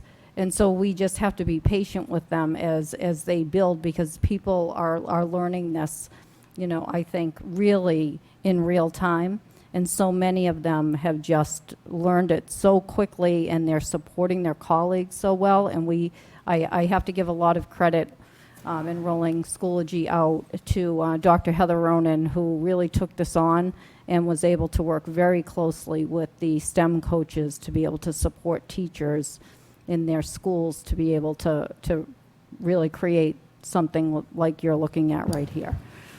And so just beyond the page, it's what's going in those folders, right? Teachers, beyond this, they have to build content. And so this is almost just the physical classroom. It's what goes into those folders and into the classroom that becomes, the real important work that teachers are doing with kids. And it's great that the parents will have access to that. So if the student's struggling in a certain area, the parent will be able to open that folder and go back and see what was reviewed during that day.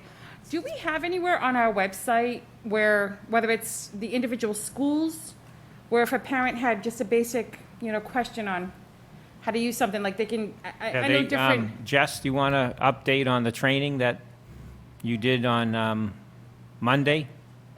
I think you might need a mic. And then how that was captured and recorded so- and translated.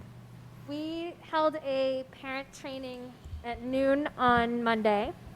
We then took that training and consolidated it. It's now on our homepage. If you go on our homepage, there's a list of information to start the school year, and then it says, in case you missed it, Schoology training. We consolidated that training to 9 minutes. It was a 45-minute session, and I know that most people don't want to watch a 45-minute replay of a training, so we consolidated it to 9.5 minutes. It's on our homepage. In addition to consolidating it, we also changed out the PowerPoint titles so that they're in all 4 languages. So with that and with the captions, it should be able to be a good resource to get parents started. I know that we plan to do a lot more in the weeks ahead, just as we troubleshoot issues that come up in the classroom. We'll hold additional trainings. Okay, I actually saw some of the parents posting back and forth the last couple of days. One parent didn't know how to do something, the other parent's like, oh, just go click on here, do this, do that. We're all going to get each other through this the first few weeks, and I think that's what we need to be able to give them a place where they could, if some, like, just basic questions. If you run into this, click on this.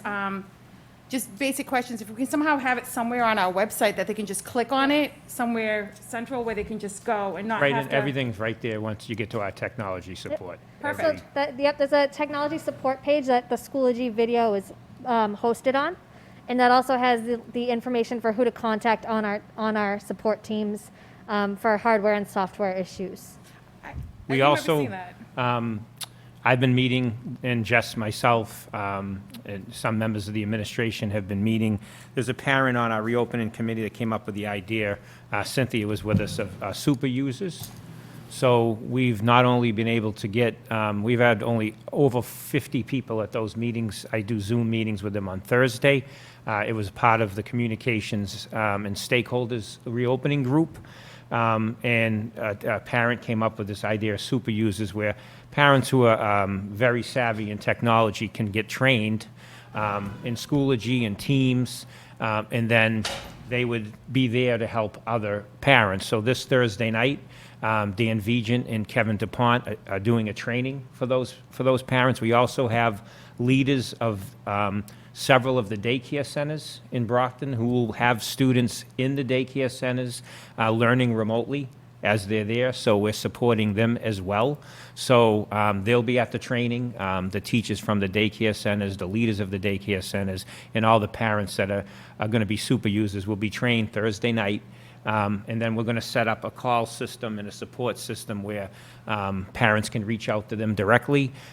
We have several parents that speak different languages, so that's going to be set up and fully in place by next Monday, because all those parents will be trained Thursday, and then they'll be able to go back and forth with Dan Vigent and Kevin DuPont on any questions they may have. So they'll be able to help parents navigate their way through. So I'm actually thrilled that this has taken shape, and I really appreciate those parents. I appreciate the members of the community that have stepped up, the Cape Verdean Association, the NAACP, the Haitian Association. They're all at the meetings as well, and I really appreciate their support and taking part of this to really help support our families. So it's a big win. Mr. Minicello, please. Thank you for the presentation, Ms. Saba McGuire. How do you ensure that each fourth grade teacher or at every level in the district has the foundations of that grade level? That each. I mean, it's this person custom. Do you mean the each teacher curriculum, or customized? do you? Yeah, The exactly. curriculum that goes inside the folders? Correct. Or Is it the? totally their choice, or is it No. the district has a choice? Well, I mean, obviously, teachers are always contributing to the learning materials and supplementing and, bringing in their own ideas into the classroom, and we expect that to be the same in a remote or similar in a remote environment. But the Brockton Public Schools does have an approved curriculum, resources that we're using at all levels.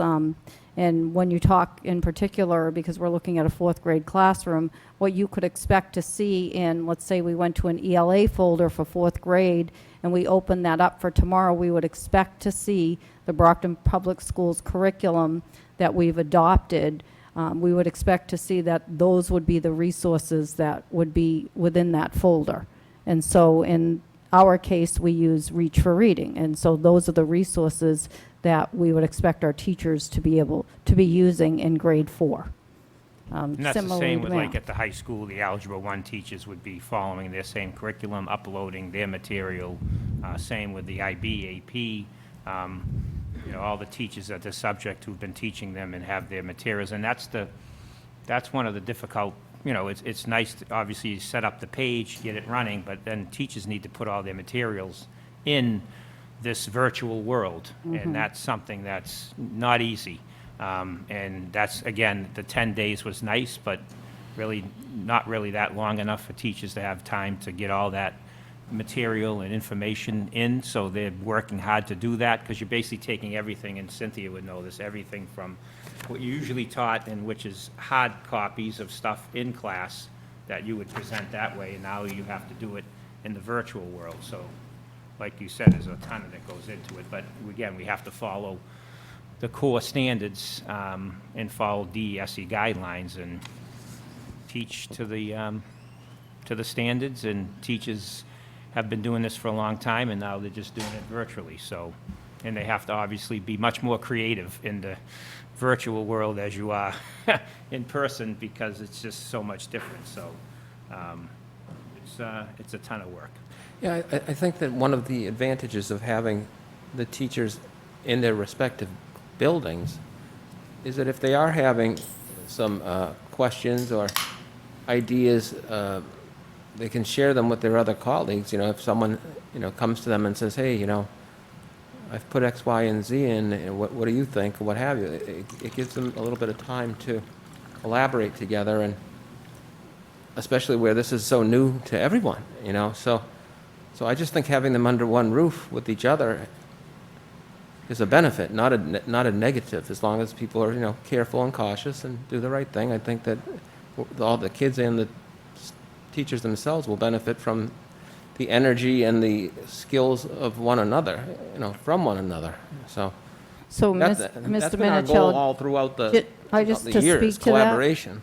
I just want you to know that anecdotally, we've gotten so much positive feedback from our school leaders and from our teachers about if there's one like silver lining, is that these 10 days have really given them the opportunity to collaborate so closely together in ways that they wouldn't necessarily have the opportunity to do during the opening of a regular school year. That's wonderful. I'd like to build on that point because I think, as usual, Mr. Minichel, you raised two really important points, but I want to give some credit because my boss doesn't take a lot of credit and June doesn't take a lot of credit. They've really thought this thing through. So I just, if you look at Mrs. Perry's page, what June talked about was inside those folders, that's going to be a ton of work putting that content together, but they're going to be coaches, the curriculum coaches who help out. In terms of learning all of this stuff, I went to Mike and I said, Mike, we really need something. I went to June, we really need the help. We went to Kim. How can we possibly do this? So they put together a new job position by shifting over, repurposing some positions, and then we're going to have technology coaches full-time at the high school, middle, and elementary level who are going to be helping with the technology piece of this. So the instructional folks can focus on the instructional piece, the content, and the technology people can focus on, the technology piece. And so it's really been thought out. And one of the things that I like in particular about this is we've always talked about, lesson plans. They're supposed to be present. When you know that parents and everyone in your class can go online and see your work, I know how I would be. My work would go up a level. And so teachers are going to have that, they know that they're going to have this opportunity to structure and organize their work. And I think the level of rigor is going to be improved. But this has all been thought out. It's not happening by accident. And I really do think that June and Mike deserve a lot of credit for how they put it all together. Ethan, I think you've worked harder than all of us, so I appreciate I would agree, that. Ethan, But Ethan that has you and Kevin and he's your been team. everywhere doing this for a very long time. So, no, I appreciate the thoughts, but you guys do a lot of work. So I appreciate how much you've done. Well, we thank you all. Yeah. We know that the district has a lot of stars at every level, throughout the school Just district. remember and that all, when we launch tomorrow. There you go, okay. We don't want falling stars, we want shooting stars. Yeah. But thank you all very much. I think it's an important point. You all kind of said, no, you did more, no, you did. But really, everybody has, and certainly the three of you and the hard work you've done, and the union and teachers. I mean, really, this has been from, everybody at Central and everybody who's going to be working with this in classrooms with kids. I mean, this was a total team effort, and I think, it's not going to be perfect, to the superintendent's point earlier. But a lot of credit is deserved for, where we started, which was with no opportunity for online learning, to this. A lot of people worked really, really hard at all levels. So we're really fortunate to have the people we have here in Brockton Public Schools who are dedicated and committed to making something like this be as successful as we possibly can. And, there'll be tweaks that'll have to be made as we go along, but we'll do those things. And I think, it's safe to say, as we always have in this district, we'll all work together as a team to make it happen for the kids. So quickly, I'll just go over the laptop distribution. And again, I want to thank Dan Vigent and his team, but I really also want to thank the principals, the associate principals, and the assistant principals for what they've done over the last 10 days to actually give out 12,500 laptops. So to make sure every student has a laptop to start the school year. We met the goal of getting those out. Again, thank God that we're not a Google district, because if we were Chromebooks, we would have major problems. But having all these devices in and much more coming. So basically, we've got through phase 3. So now we'll be heading into phase 4, which will be, we'll have new laptops. All the rest of our new laptops will be coming in on September 28th, and that's when we're going to swap out the close to 7,000 blue older laptops that we lent out last year, and some of them we had to lend out this year. By the 28th, we will recall those, have those students and parents bring those laptops back to the school, and they will be getting new laptops. So by the end of September, right now every student has a laptop. We still have more to go with our kindergarten students, but by the end of September, not only will every student have a laptop, they will have brand new laptops, and some will, I think some of them are only a year old. So up to a year old to brand new. All our students will have those, and we'll also be swapping out all our teacher laptops. That's 3,000. Teacher and support staff laptops that are going to be going out by the end to the first week of October, where paras and MTAs will be getting laptops as well, and then we'll be swapping out the 1,300 teacher laptops as we get into early October. So I want to thank, again, Dan Vigent, his team, and all our principals, associates, and assistant principals, and the teams at their schools that help them with this task of getting everything out there. So again, I urge anybody tomorrow that are having any issues with their laptop or any issues with not being able to log in or questions about the schedule, please call the school directly, and that's the quickest way we can get you help. If you need Wi-Fi access, please make sure you let the school know. They will refer you to Karen McCarthy from Title I, who's working with Dan Vigent to get the parents in homes that need internet access to get them the MiFi devices. And we have now almost 2,000 of those available, so we want to just make sure that we've been reaching out to families, but we want families also to let us know, and we'll get those out, again, as quickly as possible. So that's the update on the laptops, and I'm going to, if there's nothing else, I'll have Laurie come up, and I want her, at the regular meeting, just to give us an overview of what she went over for our students with disabilities and our high-risk students, and the mandates that are laid out to us by the Department of Education of these students on doing what we can to bring these students back to school.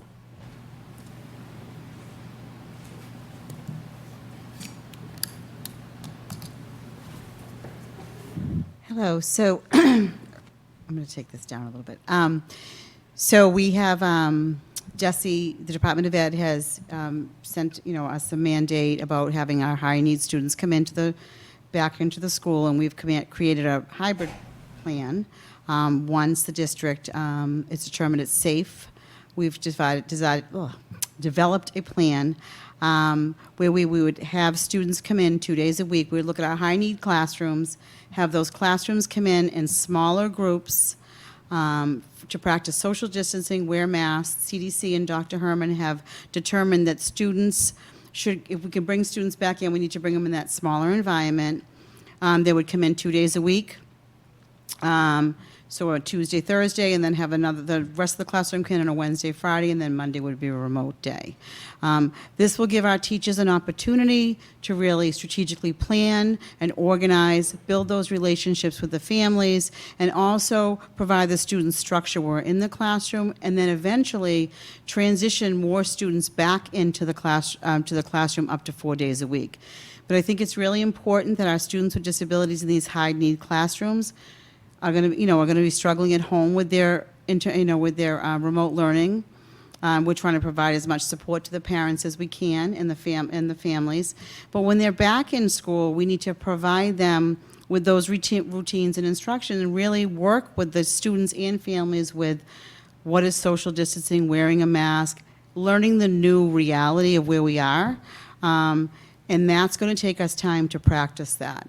We are providing videos to the families as school starts. We've provided some video. We're going to be providing videos to the families and live lessons with the teachers explaining like what is social distancing, why we need to wear a mask.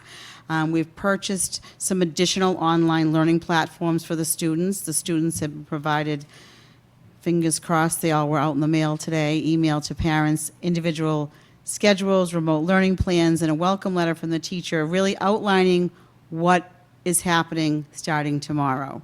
The special education department has really worked hard to make sure that all our students are getting what they need and will get what they need. A big piece of what I think that was, I mean, as Paige said earlier, our plan has changed from the spring till now, and I think the biggest piece that parents want is to be able to communicate with their teachers and to know exactly what the expectations are and to communicate with their teacher. And the live lessons, I think, is really important, that the students be getting their therapies and also getting their reading instruction, math instruction through a live lesson with the teacher. Communication, again, I said, is key. And parents just want to know what is happening. And I think the teachers communicating that and at a scheduled time with the families, whether it's a Zoom lesson or a Teams meeting or via email or a call, that needs to be consistent. And it also needs to be, a back and forth so the parents are able to communicate with the teachers, and the teachers will be able to communicate with the parents. I'm just trying to think what else I might want to add. I think that we're ready to go. I feel confident that we're ready to go tomorrow. And, like I said, all students, fingers crossed, will have received their schedule. Some families who do not have an email address, and we called and we tried to verify if they had an email address, we had to mail those schedules out to them. So we were busy putting a lot of things in the mail today. So hopefully the teacher was making some calls and sending a link to their phone, so tomorrow morning at least the kids can be logging on and knowing what those expectations are. I think that's about it. I think we're really excited to have the kids come back in as soon as they can, as long as it's safe. And I think with the new platforms that we have purchased through special education will really help the parents and the families. I recognize as the director of special ed on my team that, it's hard for parents to have their students with disabilities home and to be sitting on the computer with them. So I'm going to give you an example. A parent called me today, and I took her child's schedule that the teacher had sent me. I modified it, and I said, your child's only going to log on, he's in a specialized program, 3 times a day, because that's all her child can handle. And she was thrilled with that. And she said, as time goes on, we'll build up that time. Because I know her child, and I know that he's going to struggle with that. And she was already getting so anxious and stressed about it. I said, we can modify the schedule, we can make accommodations. And I think that's what's going to happen over the next few weeks with our families, that the teachers are going to be able to communicate with parents, and if students are struggling, we can accommodate the schedules, we can modify the schedules to meet the students' needs. And I think that flexibility is really important. So. Thank you, Laurie. All right, thanks. Oh.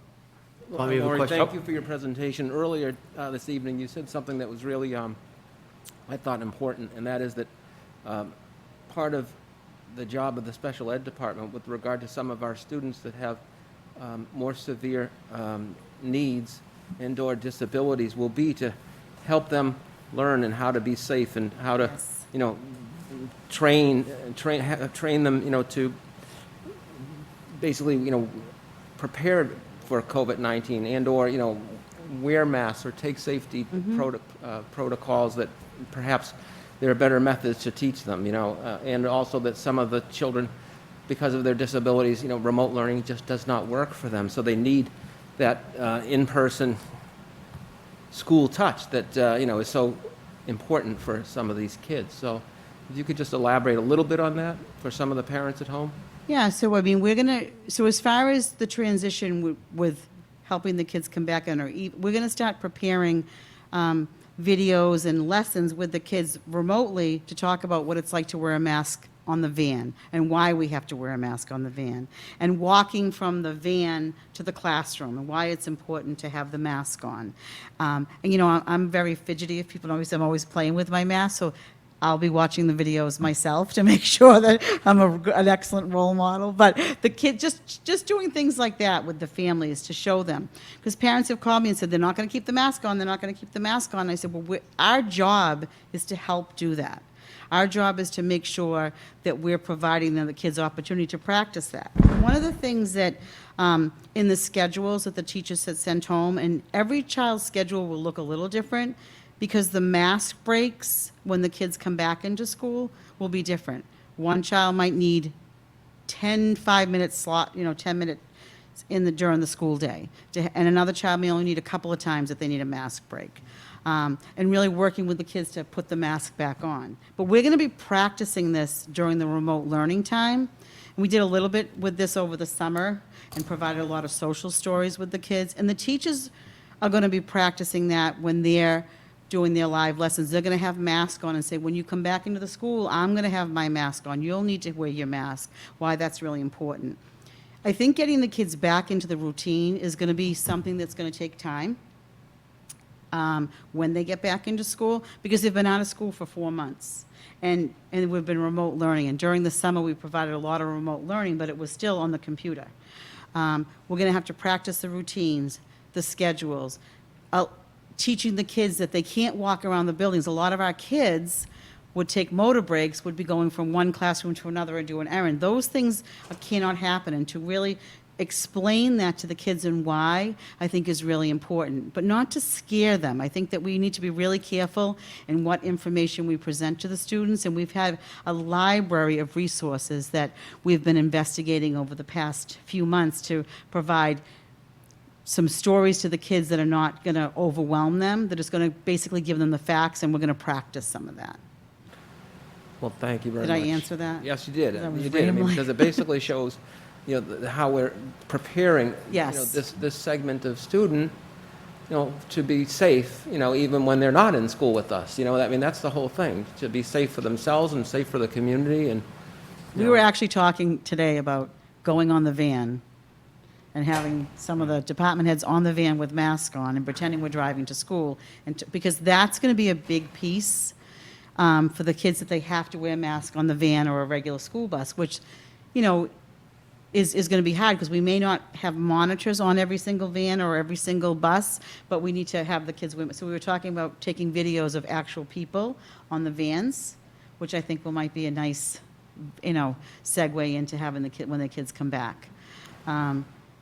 The other piece that's going to be really important, and I was stressed with the teachers, is that the next couple of weeks, and I think, Mike, you had said this, or June, that it's really going to be acclimating to logging on, seeing your friends, seeing your teacher, and spending time explaining what it's going to look like and really going through the schedule. Pretty much all the teachers put on their schedule morning meeting or, meet and greet, or, logging in and saying hello. And and at the end of the day, so we have a morning time and then a lot of activity during the day and then coming back as a group. And I think that's important too. And that's going to take some time for our students with disabilities to really practice that throughout the day. But we are stressing with our parents that if their children are struggling, we don't want to make this more stressful than it can be, that we need to work with their families. And teachers are willing to give parents one-on-one time via a Teams meeting or a Zoom meeting or a phone call, because their goal, the special education teachers want kids to be successful, just like every teacher does, and they want the kids to get back into school, but that's not our reality right now. And our reality is that we need to make sure that they're getting what they can get through the remote learning platforms. And I think the district's done a nice job of picking a platform and allowing kids, teachers are being very, very creative. And so I did see for the one that was up there, and my daughter's a teacher in Brockton Public Schools, and I said, oh, she has almost one just similar to that, which was great. So it's nice to see, this expanding, and it's going to take some time, but I think that if we all work together, it will work. It will. thank you very much. Okay. Thank you. Thanks, Laurie. Laurie, thank you so much. It's okay. I just wanted to say, I mean, earlier you gave the presentation, right now another presentation. You're always looking ahead and trying to prepare the students and the families. So we all appreciate it. I don't always mention it during the meetings, but we definitely appreciate everything that you're doing in helping those families and our students. So. Great team, we have a great team of people working in Brockton, so it makes it easy. It really makes it easy to do my job, so I appreciate it. Thank you. Thank you. I mean, all around, I think it's just teamwork. We've been very fortunate in Brockton to have, from our executive team to our teachers to even our families. Our families are part of this. Our students are part of it. It's all about teamwork. We're going to get through this, but thank you. Yeah, and we recognize how hard it is on families, because you have parents working, some working 2 jobs, both parents working, knowing that their kids are going to be home alone, issues with finding daycare. This, we have to, obviously, we fully recognize that how hard this is, a full remote start on the families that we serve. And, that cannot go unnoticed. And, I appreciate the work the daycares in Brockton are doing, the Y, the Boys and Girls Club, to provide, extra spots. But this is really tough on working families, especially during this time.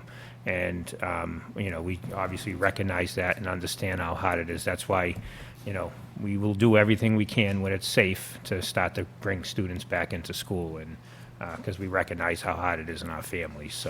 So that leads me to Sharon is just going to give us an update on the training that went on with social and emotional support that we need to provide, not only for our students and families, but also how we take care of ourselves and our colleagues, as this time is very stressful, and our first and foremost is focused on our students and families, but we also have to focus on self-care as well, so we are equipped to take care of our families. So Sharon's going to spend some time talking about the training that was done and things that the adjustment councils will be working on as we again go into the school year, with a focus on social emotional support for our students. So good evening. We did start with self-care for administrators because some of us have never stopped. And we started looking at each other going, are you taking care of yourself? Are you doing what you need to do for yourself?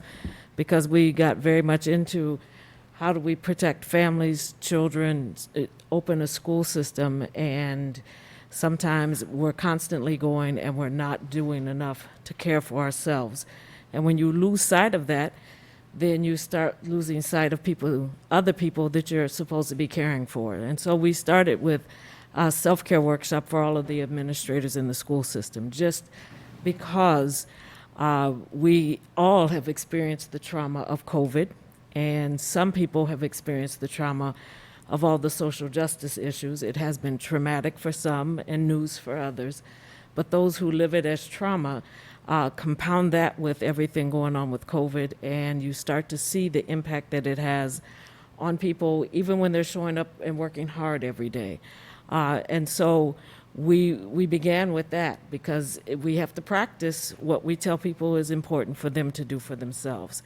And so we had Dr. Booth come in and run a workshop for all of the administrators in the district, and just to acknowledge some of the losses that they've experienced personally, some of the losses that people have experienced just in terms of their lifestyle. It is traumatic, and it continues to be a trauma that we're all experiencing together. And so to have a platform for those of us in leadership to have those discussions was an important thing for us to do.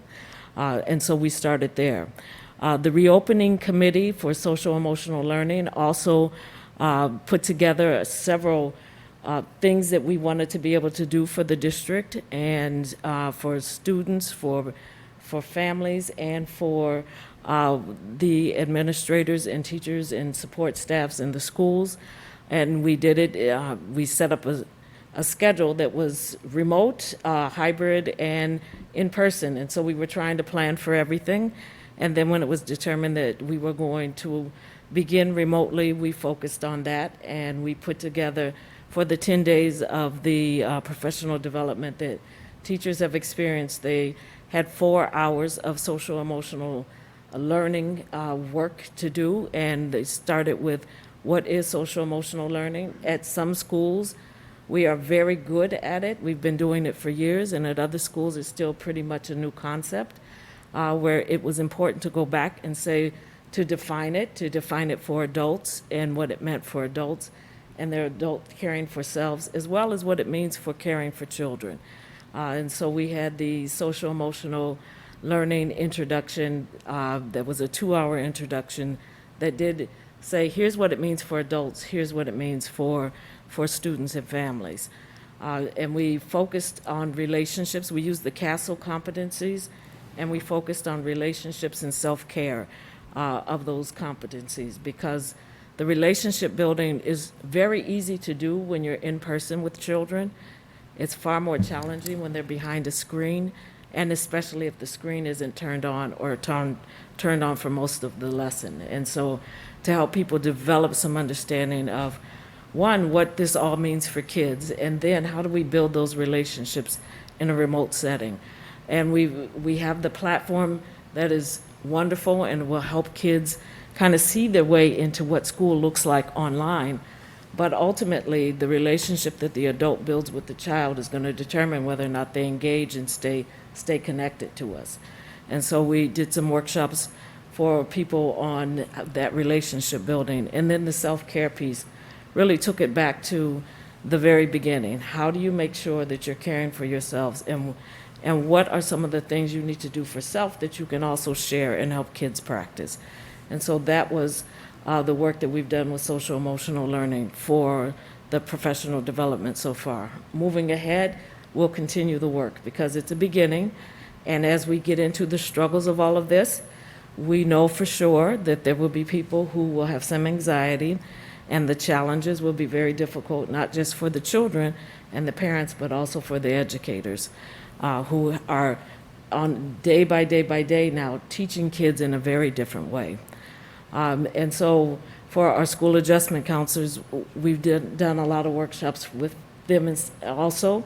One of the things we knew we had to do was connect back with DCF. And it's not just about filing on families, but it's about making sure families have the right supports and making sure that we're in communication with the Family Center, with DCF, with Child Advocacy Center, and those partnerships within our community, that they stay strong so that we are fully supporting families as much as we can. Because we had families, many of them, when we first started going through all of this, the first place they reached out to was the schools. We might not have been the right resource, but we were where they were used to making those connections. And so our partnerships within the community need to stay strong, because we will have to direct them sometimes to other places and find that support for them. So our school adjustment counselors went through several workshops where they were working with those community agencies and organizations to make sure our partnerships are strong and everyone understands the role that they will play in helping us to support families and educate kids. And we also have community mentors who, when it comes to engagement, we know there were some kids that just did not connect to this type of learning. And with all that we're doing on our end, we would hope that every child is as excited starting tomorrow as we are having them back. But we also know that the realities of everything that families are going through at this time, we may struggle to get some of those children to log on and reconnect to us. And so we have community mentors that are helping. We'll connect with each of the schools. We'll have someone assigned to each school. And with our mentors and our attendance officers, we may have to go visit homes to make sure that families know school has started. We need you to reconnect to the school and find out what they need to make sure that happens. So that will be ongoing work once the doors open and we start taking attendance. Or the doors won't really open, figuratively speaking, once the computer laptops get turned on and we start taking attendance. Thanks, Sharon. Next, we have Tom Burke, who, as you know, the work he does with Chatwells and the work he did with the food service team ever since March 12th. And he's going to give us an update on what the new the regulations are starting the school year and how we're going to be distributing meals starting tomorrow. And Jess got the information out. We will send another text message out to families tomorrow morning so they clearly understand how they can get meals, obviously during this whole remote time, and then obviously we would come up with another, little different plans when we go hybrid, but we want to make sure this is convenient, not only making sure it's pretty much almost at every school across the district, but the times we're giving out meals as well. So thank you, Tom.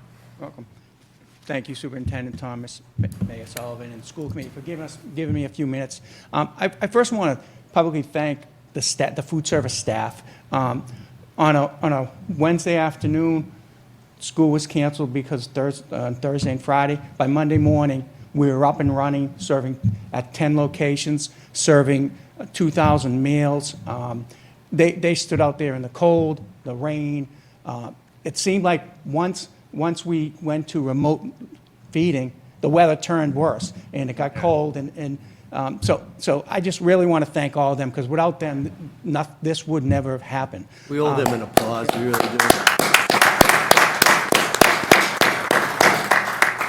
So starting tomorrow, previously we were serving at 10 locations, and the serving times were 10 a.m. to 12, and we were operating basically under the summer program. So starting tomorrow, we will have 17 sites in the district. Parents will be able to come and pick up breakfast and lunch for their students in Brockton. Each site we will have staff with the manager and 2 food service workers.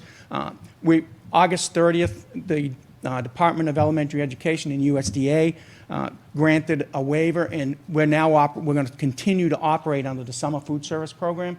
So what that means for the district is we don't have to identify students. We don't need any student IDs, or parents can come up, pick up the meals, and bring the meals home, just like we're doing now.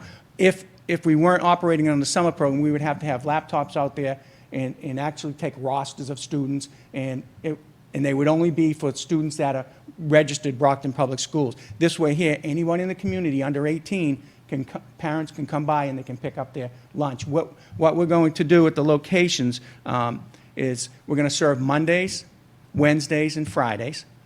We will provide 2 meals to each student on Mondays, 2 meals on Wednesdays, and on Friday we will provide 3 meals, which will cover Friday, Saturday, and Sunday. The summer food program allows us to provide weekend meals as well, so we will continue that at all 17 locations. The other big issue is even holidays and vacations. If we go longer, we will be able to provide meals under the summer food service program in those days as well.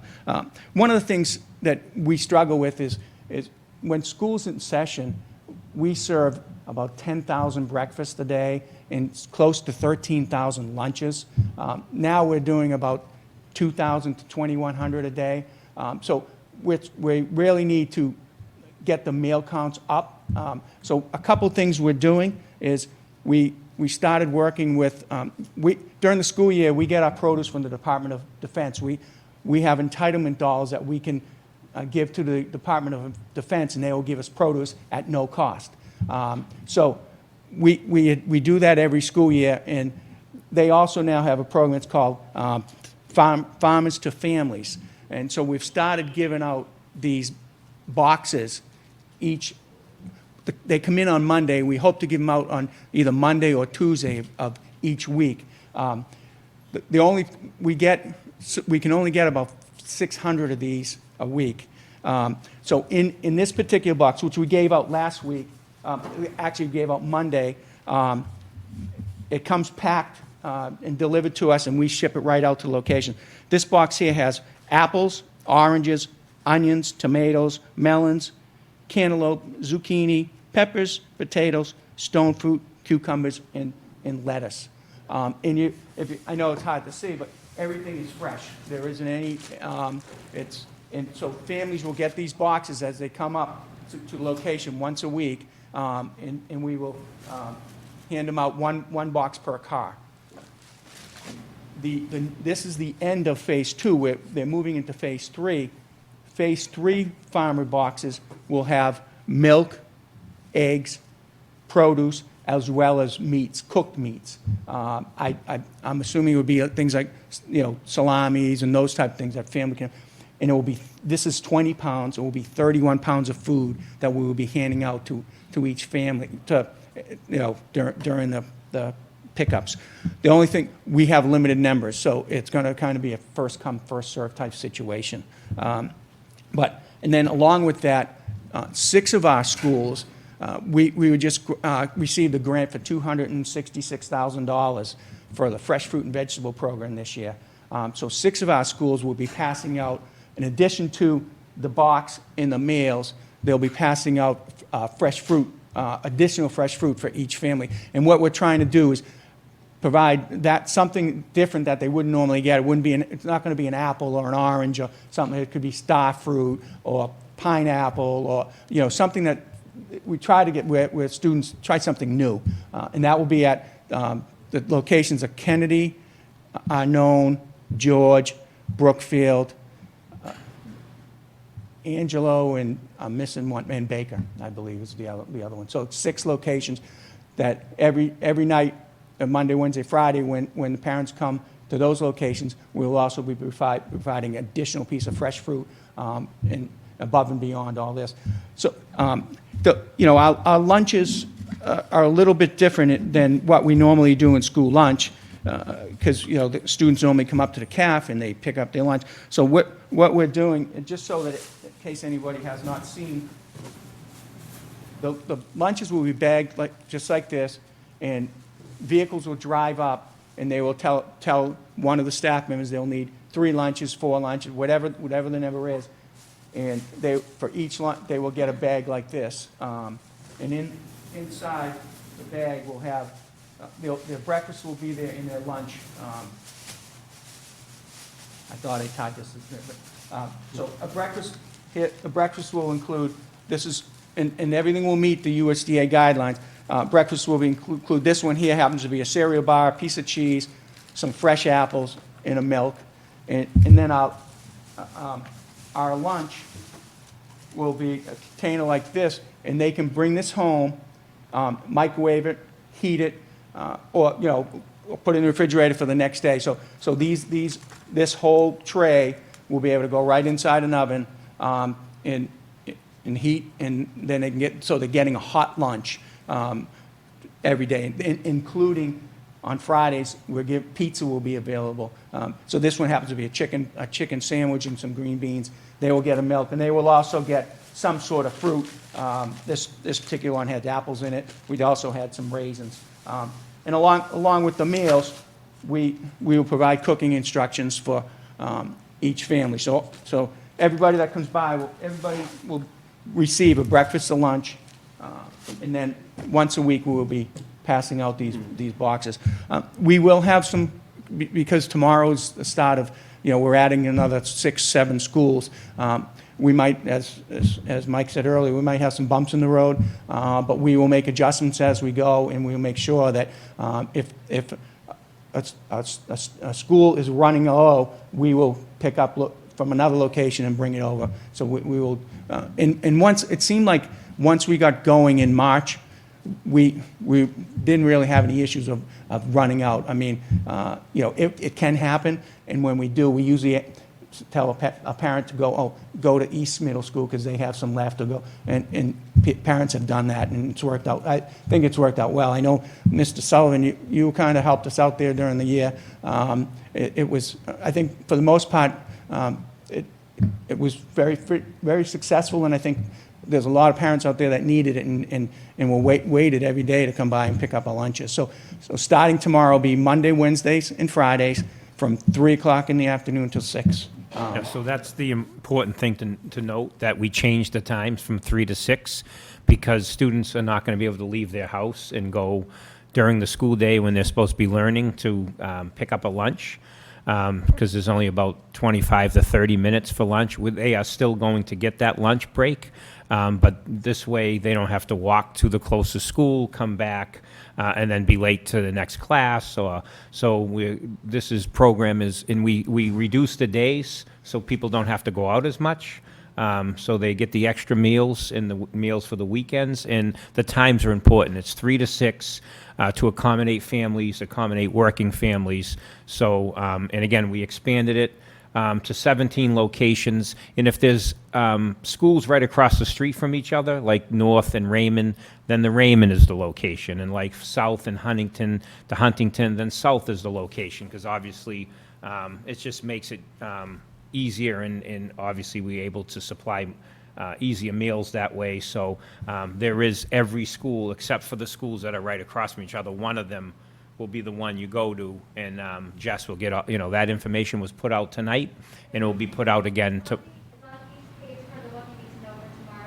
Okay, it's on it's a pop-up of what you need to know about tomorrow, but we'll also send another text message tomorrow telling them the times, and have a link to the location. So I want to thank Tom, and again, the lunch staff, the food service staff has been nothing short of amazing since March the 12th. Thank you. We had to work with them, because that's not their normal hours of work. They work obviously during the day, so I want to thank Kathy Marie and her team, Tom, working with Karen Warren and the food service group to come up with this time, because it's not their usual work hours, but it's much more convenient for our families. So I really appreciate all they put into this. And thank you.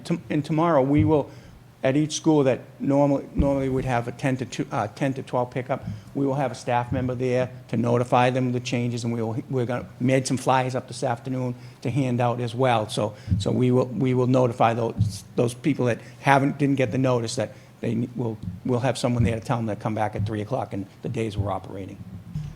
Is there a question? Mr. Burke, thank you so much. Your staff, the food service, they just stepped right in. That was like the Absolutely. first thing that we did, is food service stepped right in a few days later, and you were taking care of our students. Now, a couple of questions. We're serving 10,000 breakfasts and 13,000 lunches, which is pretty low compared to what we normally would be serving. That's during the school year, during the normal. During the normal school Yeah. year. So I know in the beginning, it was the students would be with the parents or whoever was picking up the lunches. I know now things have changed, so maybe one parent can pick up for a few different families as long as they get permission ahead of time. Maybe for the neighborhood. I know some of our families, say Brookfield or the Ashfield area, we have multiple families. So if a parent was to pick up for multiple homes, are they able to do that? Or is it just per what they have in their home? No, we can provide them with, and it happens now a lot. Someone says, I'm picking up 3 meals for my neighbor as well, and we will provide those additional meals. I think that's going to help a lot of families that are actually, we have a lot of families that have gone back to work. So if they're able to do that, I think that would work well. So families, a person can pick up for other families, maybe just. Neighbors, relatives. Yep, just as long as they get permission or give a heads up. And if it's going to be a weekly thing, it just makes sense that, they're the designated person picking up, Mondays, Wednesdays, and Fridays. So that's a question I get all the time. So someone else can pick up as long as you let them Absolutely. know. Yeah. Okay, Yeah. perfect. And those boxes are amazing. So Yeah. and I know some families are always trying different fruits and, expanding their, trying different things that are out there. So that's going to be nice with the other boxes. Yeah, and what we're going to do is once we know what's exactly in the boxes each week, our dietitian is going to kind of put little cards in there, maybe some recipes, or what, for example, this week we have stone fruit, and I'm sure a lot of people don't. So what is stone fruit? How, what you can do with it? Potatoes and carrots and things. Just kind of give them an idea of how to utilize this. There's enough food. There's 20 pounds of food in here, so there's enough produce there to provide a family with a couple of nights worth of fresh fruits and vegetables. And that's wonderful because fruits and vegetables are expensive. So to be able to provide that to families, to give them fresh fruits and vegetables It's pretty impressive. So again, your dietitian's looking into sending recipes and stuff, so you're always going above and beyond for us, and we do appreciate you Oh, thank and you. everything that you've done for us. So thank you. And so this will all be on our website as far as, It will be texted out as well. okay. A lot of It's on there now, but we'll also send another, we sent the text out tonight, we'll send another one tomorrow. Yep. And, you know, just on the boxes, it can fluctuate week to week when we will get, they're scheduled to be delivered on Mondays. This week, it came in very early Monday morning, so we were able to get it out Monday to serve it Monday. But it might be where it comes in Monday afternoon, and we have to wait till Tuesday to pass out these boxes. And hopefully, as we work this out, they will be coming in early, and we'll kind of have a set schedule for everything. Okay, and then the 600 boxes, you'll have locations as to, is it going to be at every location? Every site will. We'll have a limited amount. We hope to plan to do is a pallet to every site, which is about 50, between 40 and 50 boxes. Very good. I just, again, I think parents need to start going on our website. There's so much information on there. So, and this is another tool that they'll be able to click on and see what we're offering. So, thank you. You're welcome. Tom, I also want to thank you and your team and Superintendent and Ken Thompson. You guys have worked unbelievably with my office relative to handing out 18,000 handouts about COVID in multiple languages. And then starting tomorrow, we're doing an additional 30,000 relative to the federal census. We have 2 weeks to go on this. We're only at 58%. And it's a multiple language, Cape Verdean, Creole, Haitian, Creole, Spanish, and English. But thanks to collaboration, it's a captured audience. Yeah, there you go. So when they're coming to get their lunch, they're getting it in multiple languages as well. So thank you for that. Truly appreciate it. And that's why we urge, now that there's there's 16,000 laptops out there, we urge people to use that technology and to get on and finish the census. It's very important for funding. We will gain a lot more funding for education, healthcare, roads, infrastructure. and infrastructure if everybody takes part in the census. So now that we have all these laptops out there, we really encourage families to complete the census. Yeah, a few things. One, piggybacking off of the superintendent, I mean, as a district that is for the last probably 8 to 10 years now at this point, had to deal with a lot of financial struggles and issues. Again, I can't say enough how important the census is in getting us every single dime we can possibly qualify for. As that has been, funding has been a challenge for us. So can't stress that enough. And again, I just wanted to make sure, and I thank Chartwell's and all of our food service workers. Back in March when the superintendent and the mayor and I had a conversation about, I think we got to close schools until we can figure out what to do with how get a handle on this thing. The immediate conversation was, great. How about the kids that rely on us for meals? And what are we going to do with them and make sure that we don't have kids in this city not eating? And you guys and the food service workers at all the sites, I mean, you really played such a vital role. You stepped right up, immediately got right out there. I mean, there was no hesitation. Like I said earlier, and this is another part of the Brockton Public Schools team that had just really came together, put the kids first, and made sure that no kid in this city went without a meal. And so, you guys did a really important job, and Thank you. really appreciate it. Thank you. Yeah, I do want, one thing, and I missed, is we have 4 truck drivers or custodians that drive our vehicles to locations every day, and I want to thank them because they were out there too. They were out there from March to April in the rain and up and down in the trucks every day. So they were very involved, and they were a big part of our team. I just wanted to thank you, Mr. Burke, and all the lunch girls for doing a great job. It's just a job well done. And I was glad to help. It was something I really liked doing, and they made me feel like family, every one of them. Nice bunch of girls.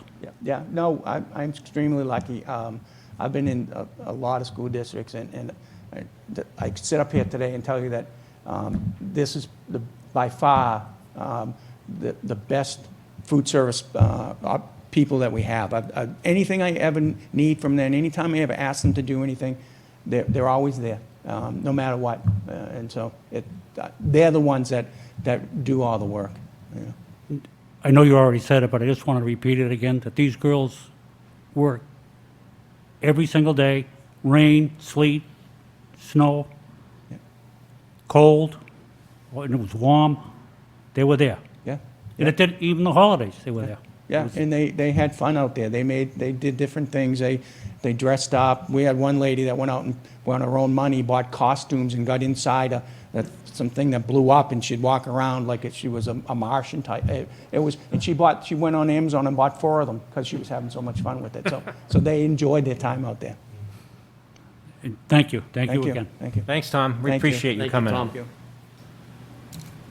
That's the end of the report of the superintendent of schools, Mr. Mayor. Thank you, Mr. Superintendent. And just again, one last thing relative to the federal census. Title 13 of the U.S. Code prohibits the U.S. Census Bureau to share information specifically to law enforcement. So there should be no fear whatsoever if you respond.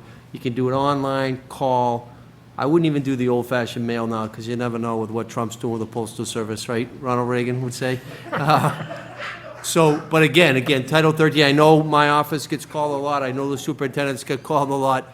But at the end of the day, the information is confidential. It cannot be shared. Thank you. The next agenda item section on here is subsection B of 4, which is items to refer to subcommittee. And I do have a letter I'd like to read into the record if I could, and then I'll clarify. It's from Cynthia Scrivani, who's the Executive Director of the Elections Commission at City Hall. Dear Superintendent Thomas, 2 of my polling locations have opted out of letting me use the space for the November election. I would like to request the use of the Russell School, and also I'd like to put another precinct in the Gilmore School. Thank you in advance for your consideration of my request. Cynthia Scrivani, Executive Director. This would be sent to the facilities, which is Joyce, Mark, and Tim. Let me just let you know, the 2 polling locations, the old former Emmanuel House, which is Connemara now, in Ward 4, they have preferred, because of the senior population, not to let the city use that, and I accept that and respect that. Douglas House in Ward 2 as well would choose not to because of the vulnerable population. So again, we have the ability, and that should be sent to the facilities. Do I have a motion on that? Motion to, do we need a motion on that? Yeah. Yeah. So, motion to have we just need a motion to call a subcommittee meeting? Yep. Is that right? Motion to have facility subcommittee meeting. Second. Motion, is there a second? Second. Second. All in favor? All opposed? That motion carries. Thank you very much. Thank you. Thank you. I also, Pardon? Yeah, we can do that. We can plan that for next Tuesday. And Cindy and I met this morning. She will, under the pretense that the school committee will approve that, she will send letters out to all the residents that vote typically at Emmanuel House, Connemara, and Douglas, and let them know of the new location. Mr. Mayor, I also wanted to ask if the Diversity, Race, Equity, Inclusion team can meet. If you're going to meet with the facilities next Tuesday, can we meet on Tuesday, the 29th? Oh, we can do it the same night, Cynthia. if Do you we wanna have anything next else Tuesday. planned next week? Yeah, because that meeting should only be about a half hour. So we could do that at 6, and the Diversity, Equity, and Race Subcommittee, we could do at 6:30. Well, That's up, tentatively, I mean, we can, nothing says that we're limited on the number of subcommittees in one night as long as they're short. But we also need to have a superintendent contract subcommittee. Oh, okay. We do have that tentatively out there as a date of the 22nd. We have to have 2 people come and present and do the training on that, so that's why it's trying to schedule that with them. But again, that's just a training on the evaluation tool. It's not like we're going to have any discussion about the evaluation, so we could. Time is that scheduled for, Mr. Vice Chair? I don't know if I have a time on that confirmed yet, because I wanted to run that past the committee. Let me just look.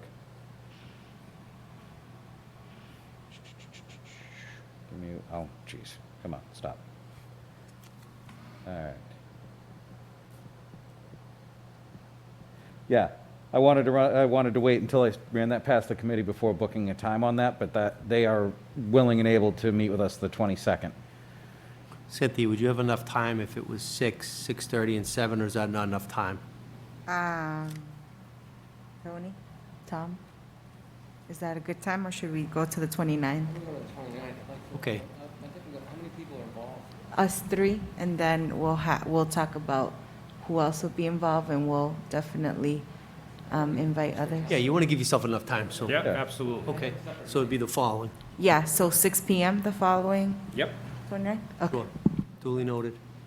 So we'll do facilities at 6. 6, and then will you call yours at 7? Do you want to do 6 and 7? You think we need an hour for facilities? So, no, 6:30.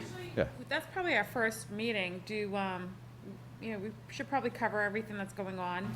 Yeah, I mean, I can give you Right. an update on. Do the hour then. Do I 6 can and give you an 7. update on the air purifiers, the work that's been done in schools, the cleaning procedures. I can have Dr. Cobbs with his team come, Ken and Jamie, and update you on facilities, and that's not a problem. Great, so why don't we go 6 to 7? Yeah, I think And then that should be 7 good. to whatever. Yep, good point. All right. Thank you. Excellent. Any other unfinished business or anything? I mean, items referred to subcommittee, any additional? We'll go on to number 5, unfinished business. Anything before us tonight on that? None? New business, which is district review. Yep, so the DESC did the district review last March, actually the week before we closed down. They were here the week of March 3rd. That was in draft form. We had to respond and send back any factual errors that they had made, made in the report. That's all we could dispute is factual errors. So the associate director, I don't know which one yet, they will be here on Tuesday, October 20th, to present the district review to us, and they will release it on that same day. And then, obviously, we'll have to, come up with a plan to rectify what's in the district review. So it's not allowed to be made public. It only can be sent to me and then members of the executive team just to look it over for accuracy.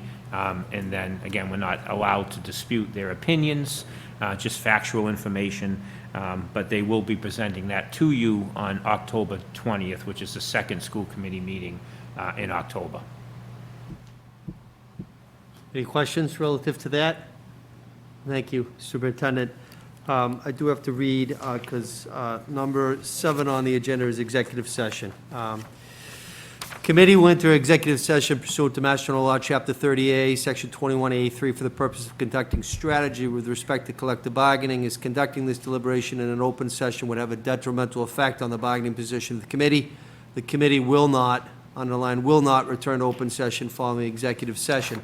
I do need to take a roll call to go into executive session. Chair says yes. Vice Chair? Yes.